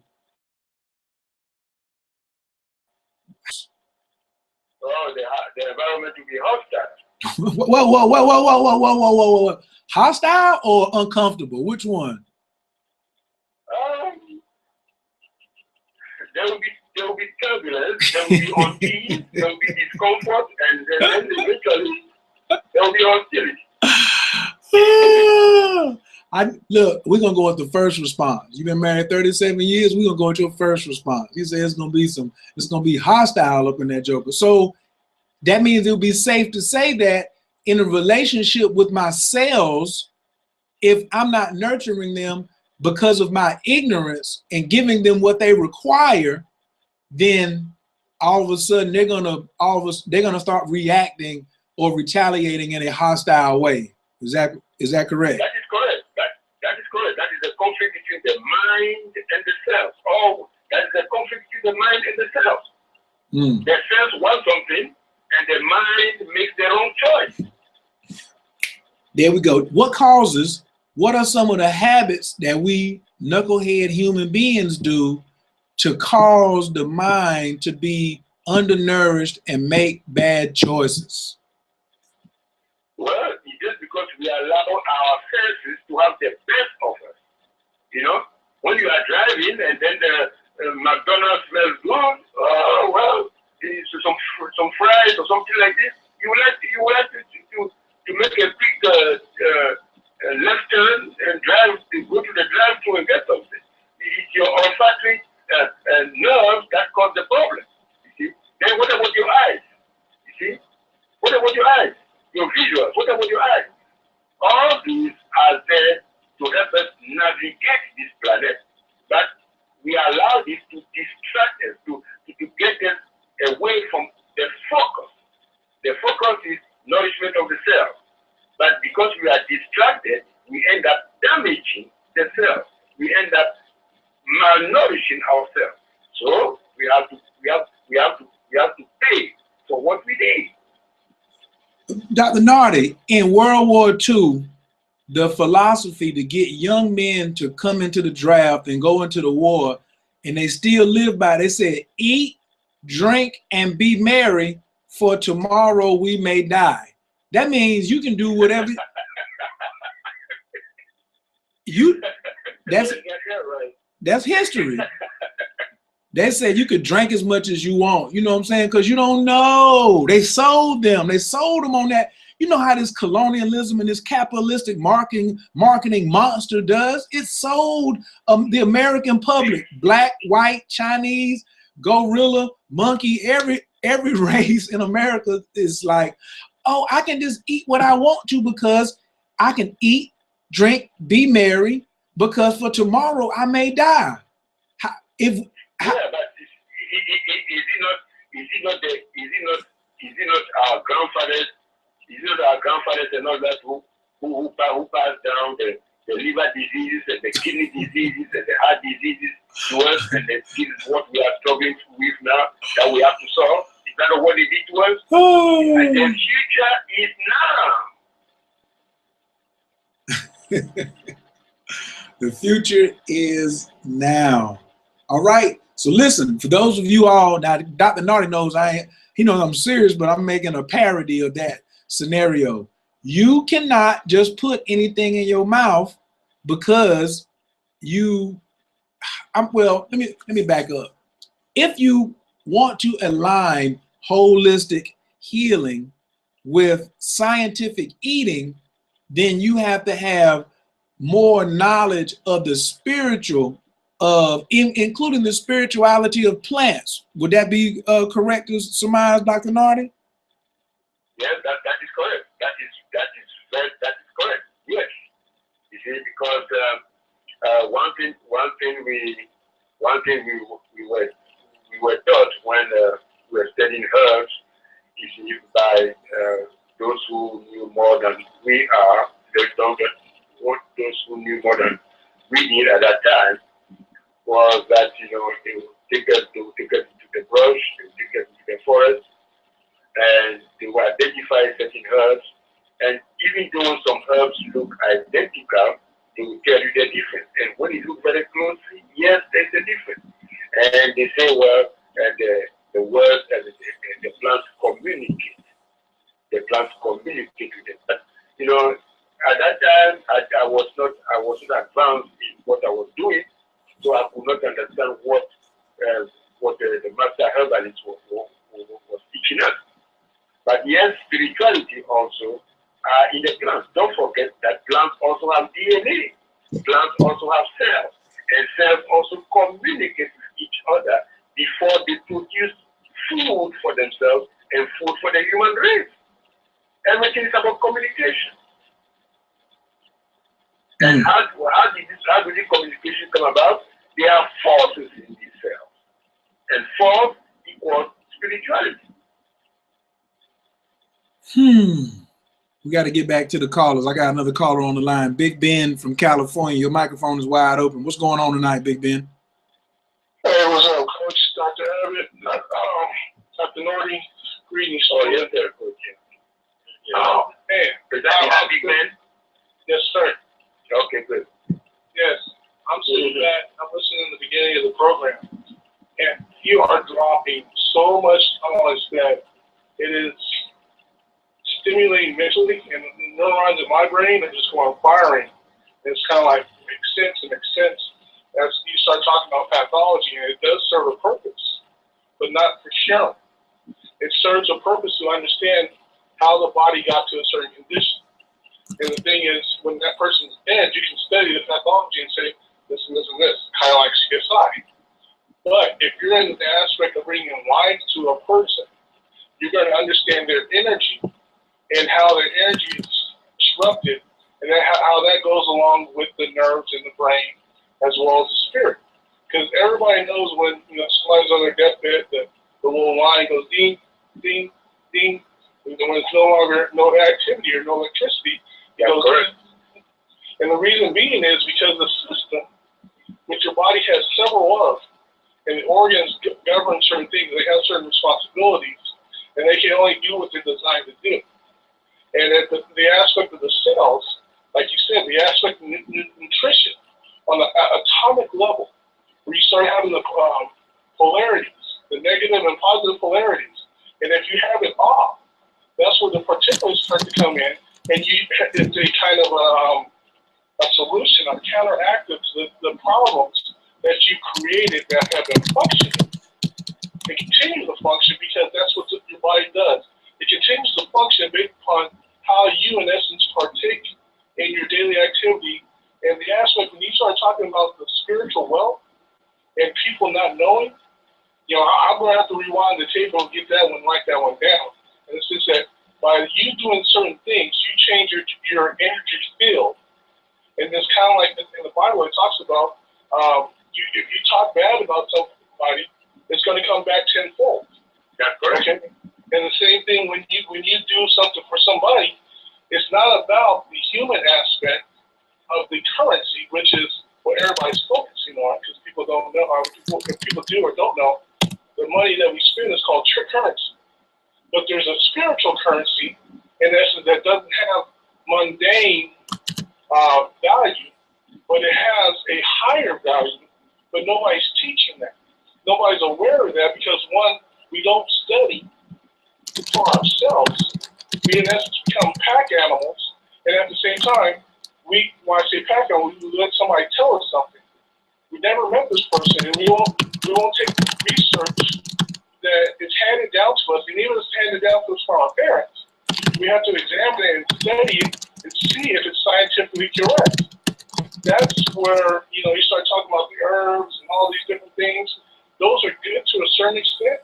And it seems to me, based upon what you're saying, your science has taken that, seen the errors, and kind of made a hybrid of understanding the human existence on how to live in the way that we were properly designed.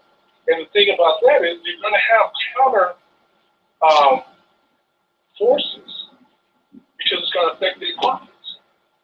So, I mean, I want people to understand, if you're healthy, then if a lot of people are healthy, you're going to start attacking directly or indirectly an industry that makes money off of you being sick. Is that correct, Dr. Nardy? That's correct. Okay. Now, I have one question because, I mean, it's, like you said, certain things attract, and I was studying the men and women, and they were talking about the brain and how structure of the brain, the human brain, and how that and its programming is so influential on how the body reacts. I was wondering if you could go over the aspect of the cortex and the reptilian brain and how, as far as human beings in our evolution, they have certain purposes, but they also have a synergy. And you have to know it goes from one to the next, and there's a sequence of events. Now, you as the individual are there experiencing it, and you always have an opportunity to make choice. And I think a lot of us get caught up in the sense of our emotions. They're supposed to be there. But at the same time, you're supposed to direct the forces of your emotions appropriately for cause and effect. Also, back in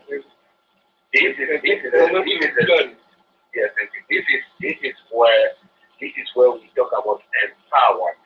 This is where symptometry has been talking about empowerment. And all these shows and all these teachings are about taking your body back from those who don't know much about it. You just go and sacrifice yourself. Okay, you go and then you get high blood pressure. When you are asked what causes high blood pressure, you don't know. Get treated. That is wrong. The cerebral cortex, the cortex itself, is the seat of human personality. Is the seat of human personality. And how did this personality form? This personality formed from what? From bringing out the various genes from our ancestors, the different traits from our ancestors is what forms the personality. And the kind of personality you are going to have will influence the kind of choices you will be making. So do we have a reason to behave the way we are behaving? Some of us are sadistic. They have pleasure in inflicting pain on others. That is their personality. Where did they get it from? Their father is not like that. Their mom is not like that. Where did they get it from? Well,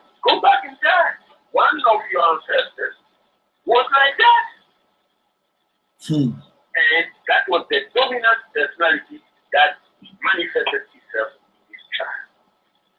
So, can we do something about it? Yes, we can. That's what the empowerment. You can change your destiny. Was it my destiny? Was it my destiny to be the kind of person I want? At that time, people say, oh yes, it is your destiny. And now that I'm a totally different person, I am what I am now, then what will they say? It was my destiny at that time. They will backtrack. They will say, oh, we don't know. Well, you have the power in your hands to change your destiny. Because the personality that was there was not yours. It came from one of your ancestors. Your ancestor, which was living in your body right now. It means you don't own this body. Someone else owns this body. You have the power to take this body back from the person who is in it. Have you heard of the expression, oh, he has been possessed? He's possessed by the evil spirit. He's possessed by this. He's possessed by that. You have the power to sell nourishment, scientific eating, and living. You have the power to get it back. So the message of symptometry is very powerful on several levels. And we are not afraid to say it and to echo it because we are getting results. When you see a person coming to you, you'll be jumping. You see a small pothole, you will jump. You jump sometimes, you jump very high. Then you ask him, why do you always keep jumping when you are walking? Oh, it's because there is a pool of water. It looks like there is a lake. It looks like there is a lake. And you were standing there, you don't see water in there. It's a pothole. Nobody jumps so high over a pothole. What kind of disease does he have? He does not have a pathological disease. He has something other than a pathological disease. And if you have the particulate to make him stop jumping and stop hurting himself, it means you have been able to solve the problem at the level of the nervous system. This is how it is done. I totally agree. And like I said, I was listening to the program, and when you started talking about the nerves, and that's the electricity trying to throughout the body and the communication. And if that is thrown off based upon what the person experiences from their genetics as well as their conditioning, then a program is set within that person's mind that goes on auto drive. So when this comes, this is where the person reacts, not knowing that they still have a choice because they feel that that program is more powerful than they are, which in essence what you're doing with your science and your study, you're telling them that's not the case. So I'm going to prove it to you.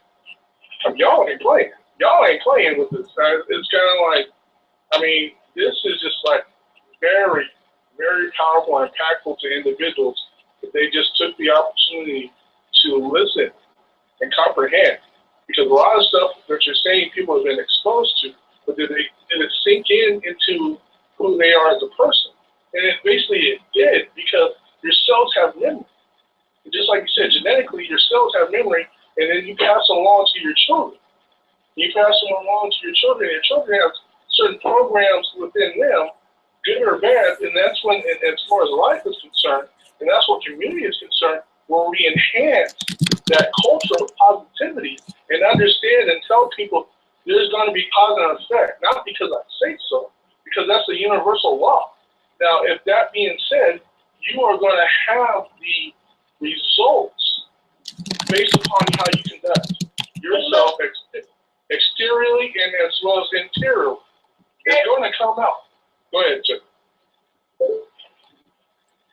Hello? Yes, I'm listening.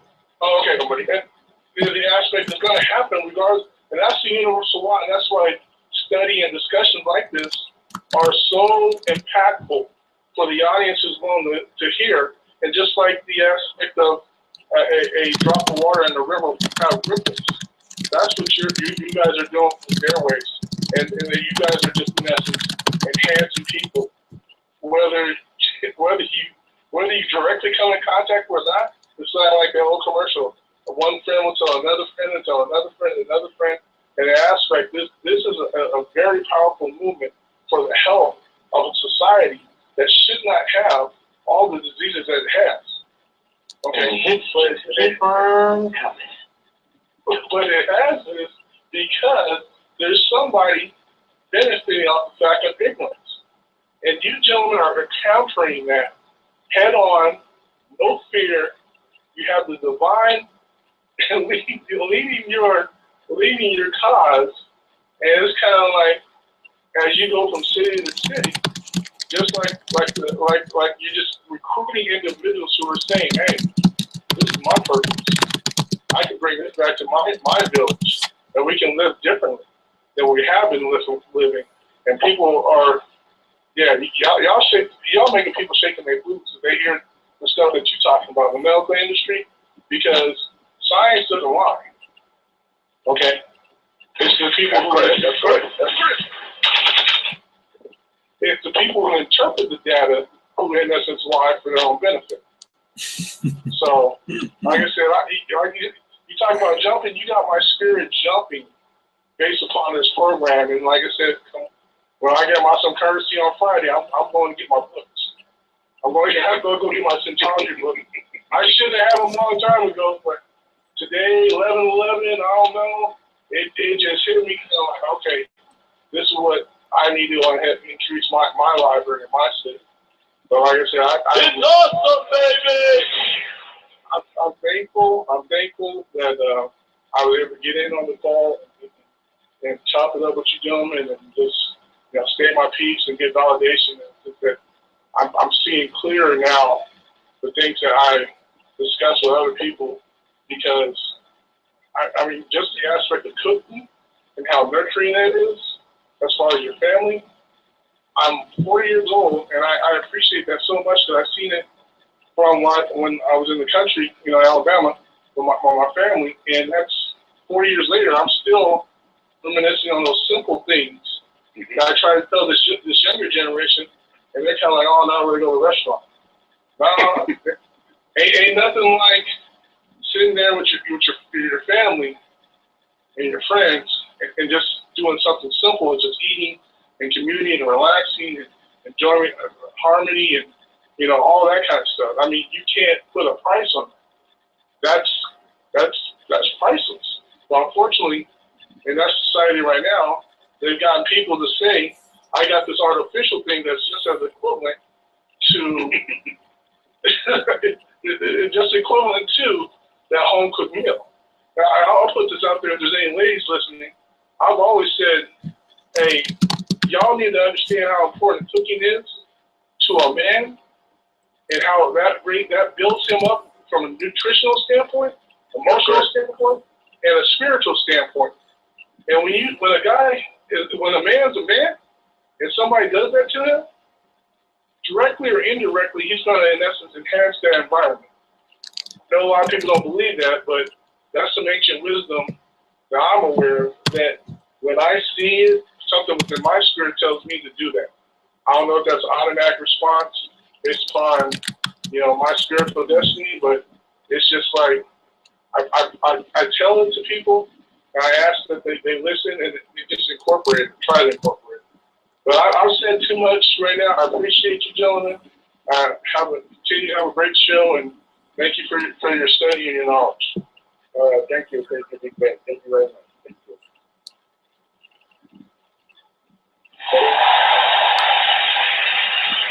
This is a dream come true. You got being excited over there, Dr. Nardy. Look what you're doing over there to the West Coast. You probably got your shoes off. Look how you got people excited tonight. You see that? That's that force. You know what I mean? Like, y'all better come on. Hey, Okay, we got about a few more minutes left. I'm going to let y'all get out of here, Dr. Nardy. Tonight has been an amazing show.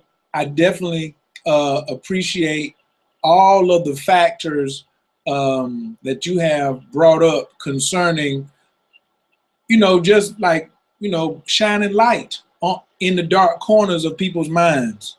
Like you said, people are going fumbling through life and they didn't even know there was a Lohan curse. Could you, I'm about to do a meditation this evening at 11:11. Can you briefly give me your perspective and symptometry's perspective of the importance of meditation? Can I get spiritual points by meditating? Let me just cut to the chase. Can I get some spiritual points through meditation? No, meditation, if it is your intention to meditate in order to bring positive changes to the world and positive changes to people who are open to your vibrations so that they can carry on your vibrations to bring changes to the world, yes, you are going to get spiritual points for that. So meditation is very important. I was doing transcendental meditation when I was coming up, and when I was in Chicago, and I was doing transcendental meditation.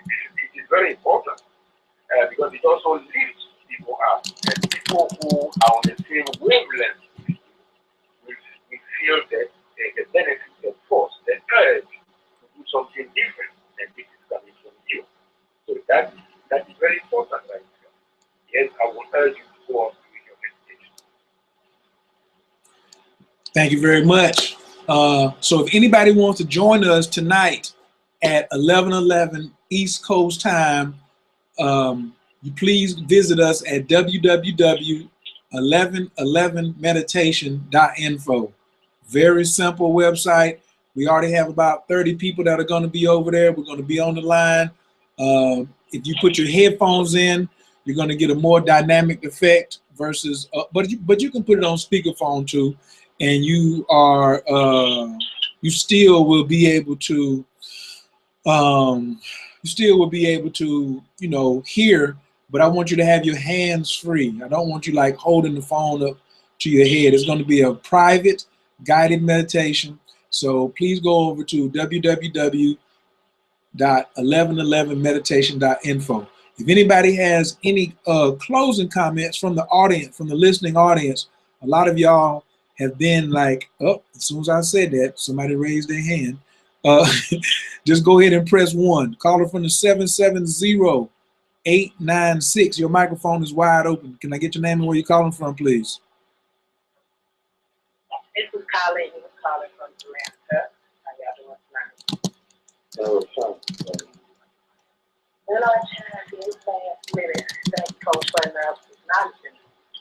But I enjoy these shows. I enjoy listening to them. I don't catch them live.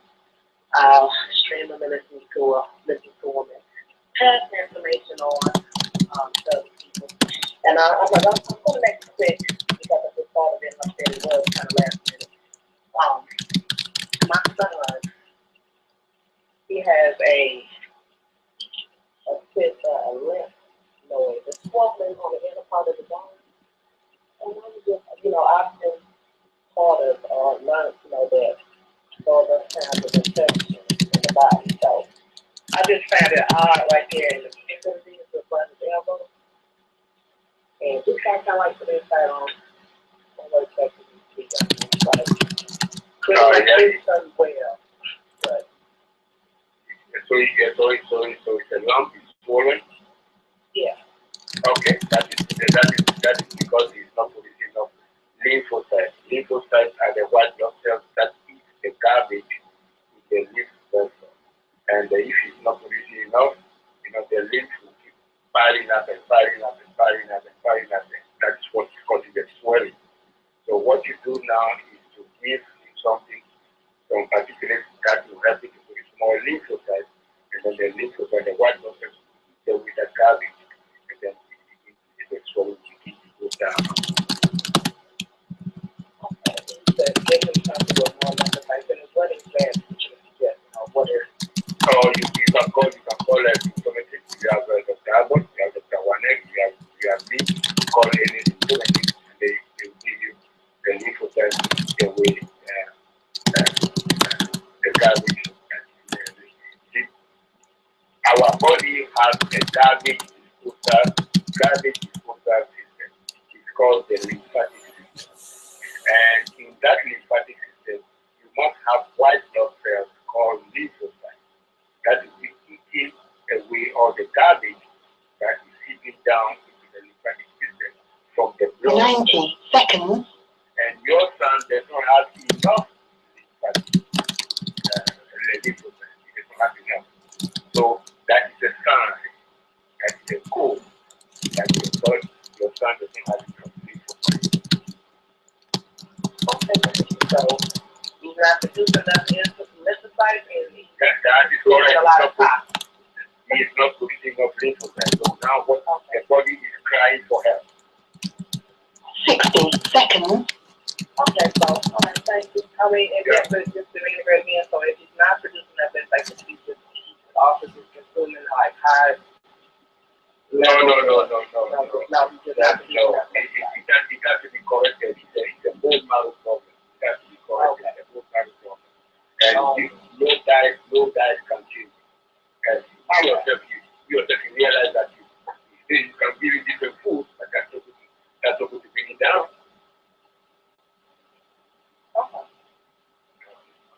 Okay, thank you.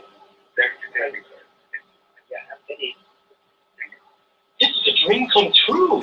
Caller from the 337. Oh, caller from the 337-251. Your mic is wide open. Can I get your name and where you calling from, please? Good evening. This is Naima. I'm calling from Louisiana. Oh, right now. Hi. First, I just wanted to say I enjoyed the show. It was very informative.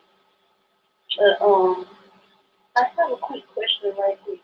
So I'm living in Georgia and I'm living in my family. When I was in Georgia, I was feeling great. And then I come back home and like I started feeling really draining.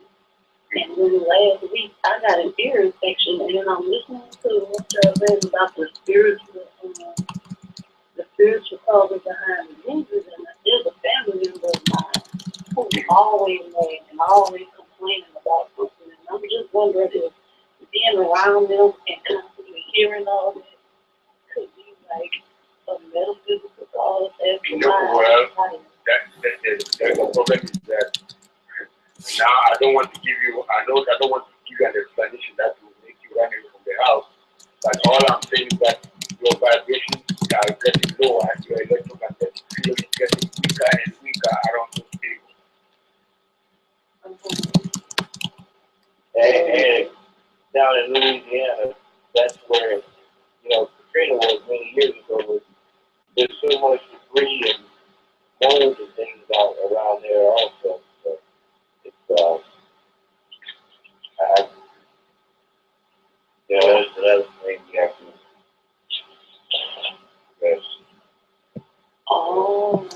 especially people that we work with down in that area. There's always some type of respiratory issue.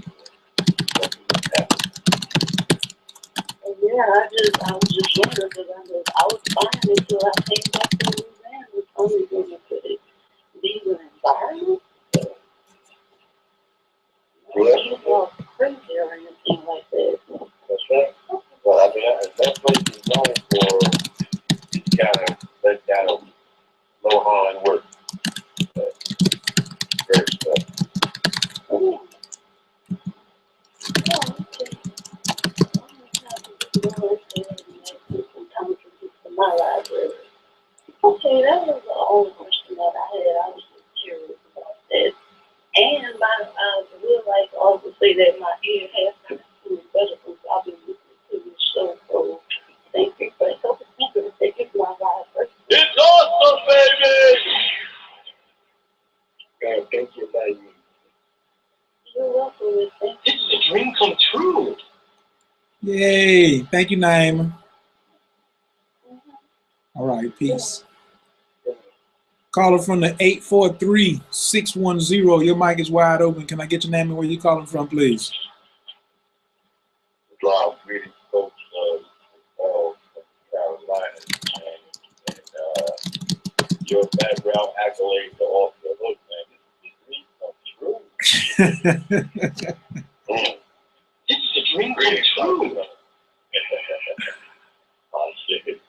Greetings, Dr. Dog. I just wanted to ask one question, Coach. I wanted to ask you in reference to that book that you wrote. But what would be a good detox? You know, blood cleanse, everything. Just like what the person that spoke to in reference to, you know, the issue with her ear and things of that nature. Something that needs that she probably needs to do a cleanse. You know, sometimes when you're around toxic people, you know, that stuff handles in your body. So man, of course, you discomfort with that disease, as you say. You know, I'm dealing with some issues myself, and I was wondering what would be a good cleanse. And Coach, before I know you've been at time, but also I want to give you an answer. I want to ask about that Julian Rose. That if this book and that book from. There's a few. I've seen a few of those books now. Know which one is the one that you recommend. But go ahead, Dr. First. Okay, the detox is very, the detox is very high, and you see so many people practicing colonics who are promoting detox, and which is the best one. I have never done detox, and look at how healthy I am. So what you need to do is learn how to remove the garbage from your cells. And once you learn how to look at, what makes, look at your organs. All your organs are made from, what? Cells. All your colons are made of cells. So if you know how to remove the garbage from the cells, you'll be healthier than a person who uses all kinds of, who uses lime, lemon, garlic, all of them mixed together and cleans them, and then goes to use the bathroom about 8 times a day for 2 days, and then thinks that is healthy. That is not true. That is not true. Focus on yourself. Yourself brought you into this world. Focus on yourself, and you will be a very happy man. So the ear, all the garbage that are in the cells that make the ear are out. Out. The garbage that's in the eye is out. The garbage that's in the mouth is out. On the tongue, under the tongue, everywhere, out. That's the best way to decongest the cells and be healthy. So this would be my best advice.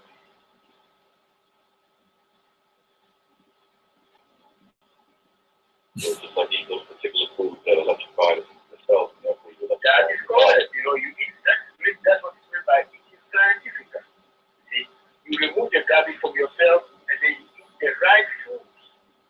See, it requires some discipline. It requires some focus. You know, stay away from this and stop sacrificing yourself to these people who don't know anything about the human body. As soon as you go to them, take a position to beer. Take a position to beer. Nobody will tell you about the kind of food that you are eating that are damaging yourself, that are making yourself so angry that they are turning against you. We are the people who are doing it now.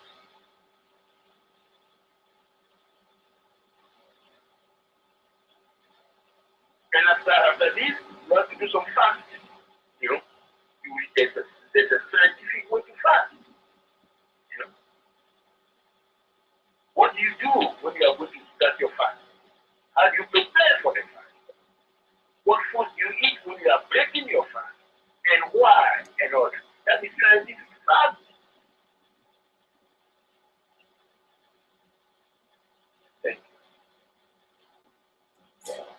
Thank you. I I wanted to add just a small piece. Like, even though we're all made up of 26 minerals, there's no blanket one way to, you know, like, that's the thing, what I call these armchair healers, or these, you know, these herbalists who make money and put food on their table by the doctrine that they push that's not scientifically sound. They say, oh, this is the best cleanse. Take charcoal. Here you go, charcoal. Or somebody else will come and say, alkaline diet. You know, they just try to do this whole blanket thing without even asking you, what are your specifics? See, a symptometrist will never do that. Like, the particulates that I have are for my case. Everybody doesn't have issues with dry scalp. I got issues with dry scalp, but I got locks, and Dr. Abbott used to have a bald head. So what can we say? Everybody don't need the same thing for hair production. You see what I'm saying? So now I'm trying to make my scalp moist, and he's growing more hair. He getting ready to get some cornrows. His hair is so long. He getting haircuts now.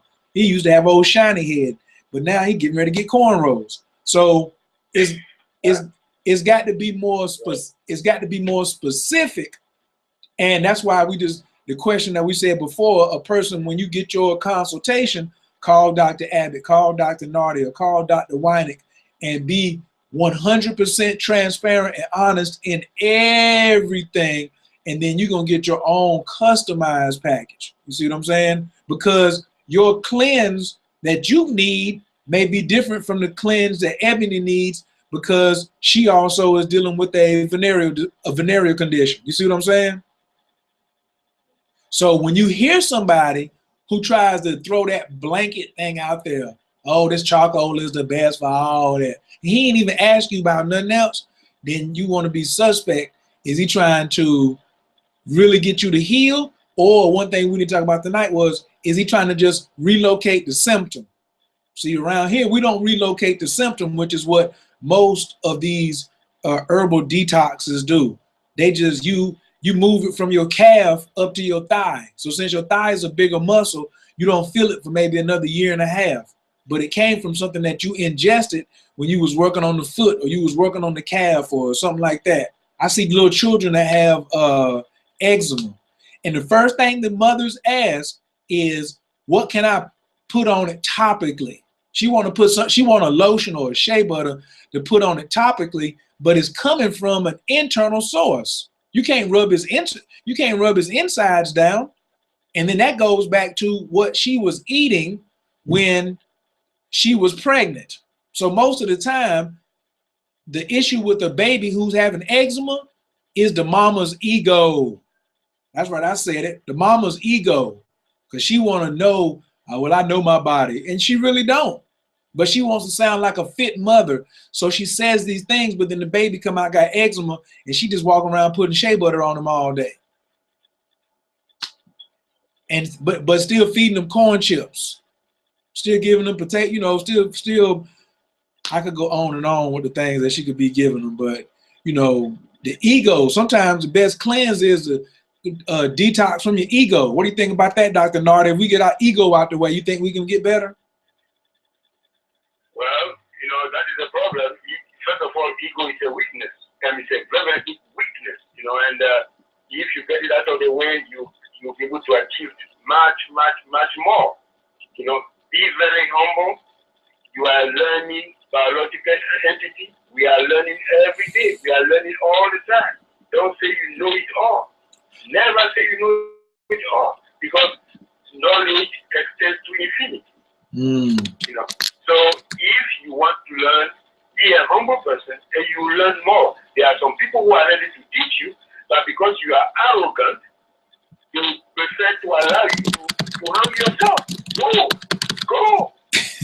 But if you are humble, they will call you aside and teach you. This is how it is done. That's so right. When a woman is pregnant, you say, don't eat nuts. Oh, I'm free to eat whatever I want. Oh, well, when you give birth to your child who has eczema now, and you see how embarrassing it is, well, you remember somebody told you not to be eating nuts when you're pregnant. Be humble and learn. Be humble and learn. I learn everything. I learn from my own students. I learn from everyone. I learn from my grandchildren. I don't care. Thank you. I would suggest that you get in on this next 6-month certification class. If you want to add some real champagne to your campaign, take that 6-month certification class and watch how you start shining. Just, I mean, go over to Dr. Abbott. He can go over to, what's the website for the 6-month certification class?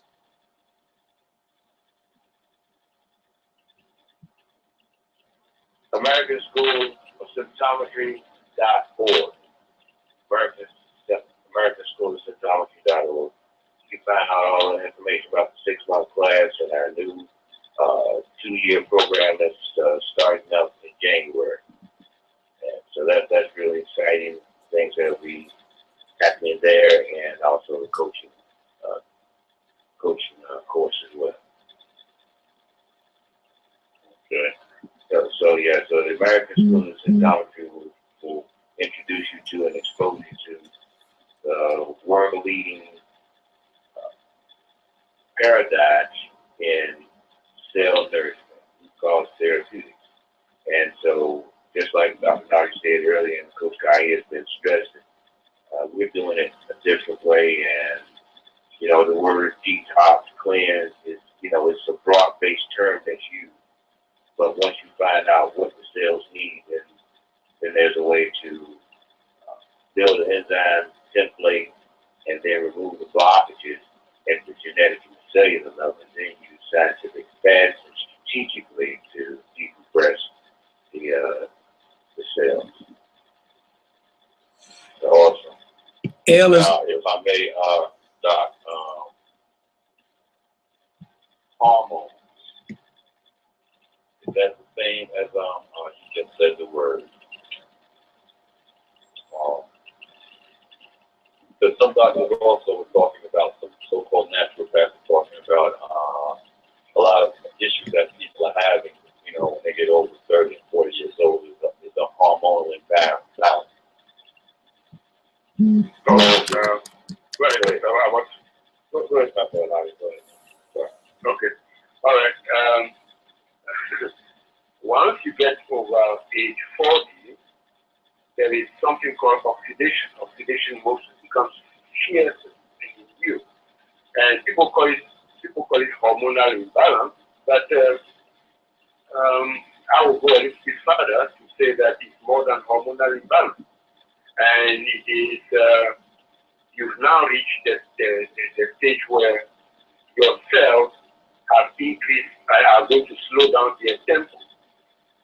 They are going to slow down their tempo so that they work faster, so that they work better, so that they are more efficient in processing glucose. They are more efficient in processing fat and more efficient in processing protein. The problem with human beings is this. They would like to continue to do what they were doing when they were 25 years old.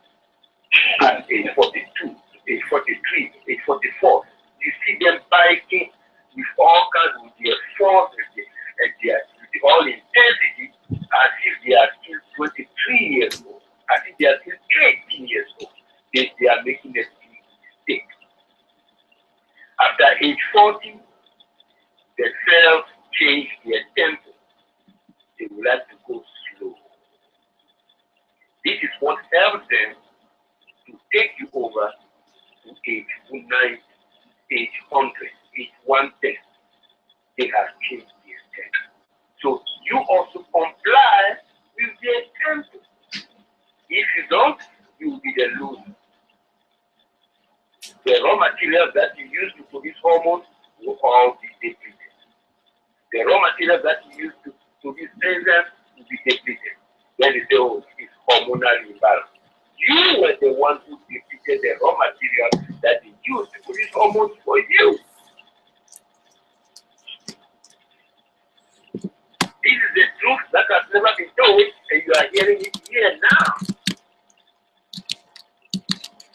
Thank you. Thank you. I'm glad I asked that question. I'm glad what Dr. Abbott said brought that question to my mind. I definitely appreciate you all. I got the site down American School of SYMPTOMETRY.org, and I thank them for the site. And Coach, what you say about that book? You can speak about what is the Jewel and the Lotus, correct? The third edition with the purple cover.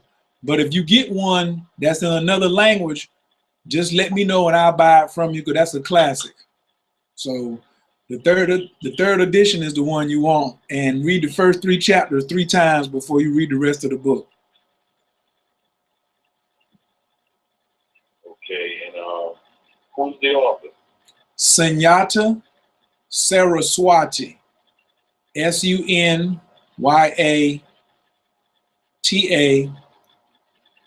SARASWATI.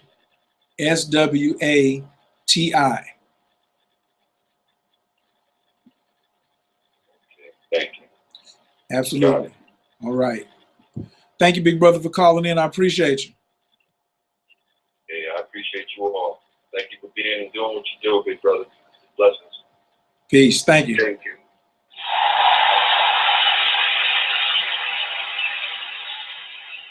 This is a dream come true.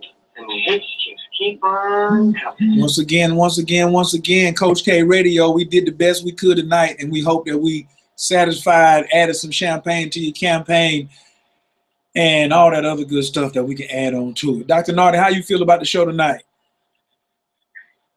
Well, it looks like today has been the day that you took the lead off and you allowed the steam to fill the whole world. So that is all I can say.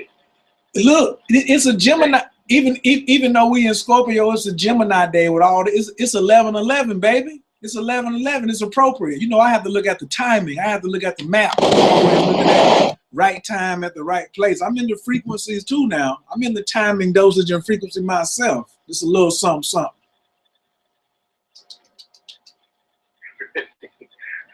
Well, we still have thousands more shows to do. So this is just a drop in the bucket. Absolutely. But we at the portal. I think that's really important that we capitalize, and it's no coincidence that the show fell on 11/11. It could have fell on 11/10 or 11/12, and me nor you or not the Abbott or nobody else had control of it. And we started doing it on Tuesdays years ago, and little did we know that this Tuesday was gonna fall on 11/11. So I love the synchronicity of us being prepared and being ready to, as you say, crack the lid and let the steam fill the whole world. Thank you. And you know, I could not have done it by myself. I always need a team, and the team is solid. Thank you. He said the team is solid. Dr. Abbott, how you feeling about the show tonight?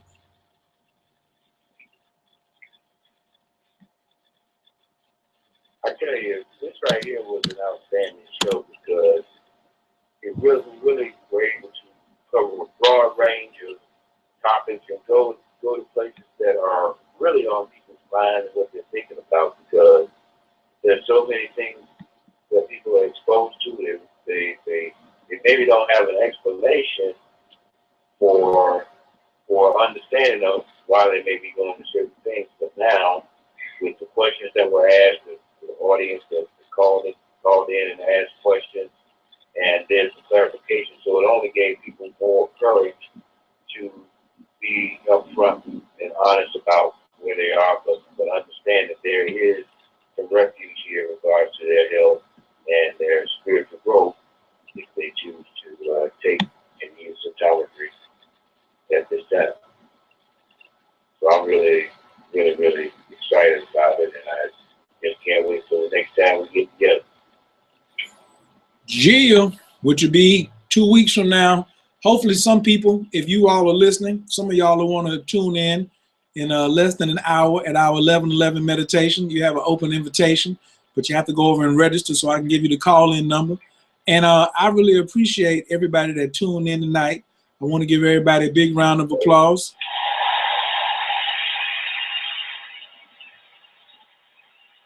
Because teamwork makes the dream work. I couldn't have done it by myself, and I definitely have to chime in and agree with Dr. Nardy. The team is solid. So I'm going to leave you all like I found you. Whoa. Uh-oh. I started hitting the music too fast. I'm going to leave everybody in celebration and in love as the way we came into the show. And yes, it is a time for a celebration.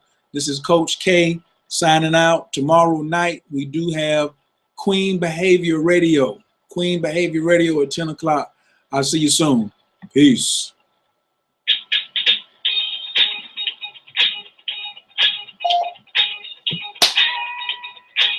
Somebody stayed all the way to the end of the show. Thank you. I appreciate it. Now I got to go give me a little snack before the meditation. So I'm going to holler at you. www.1111meditation.info. We look forward to seeing you. Peace.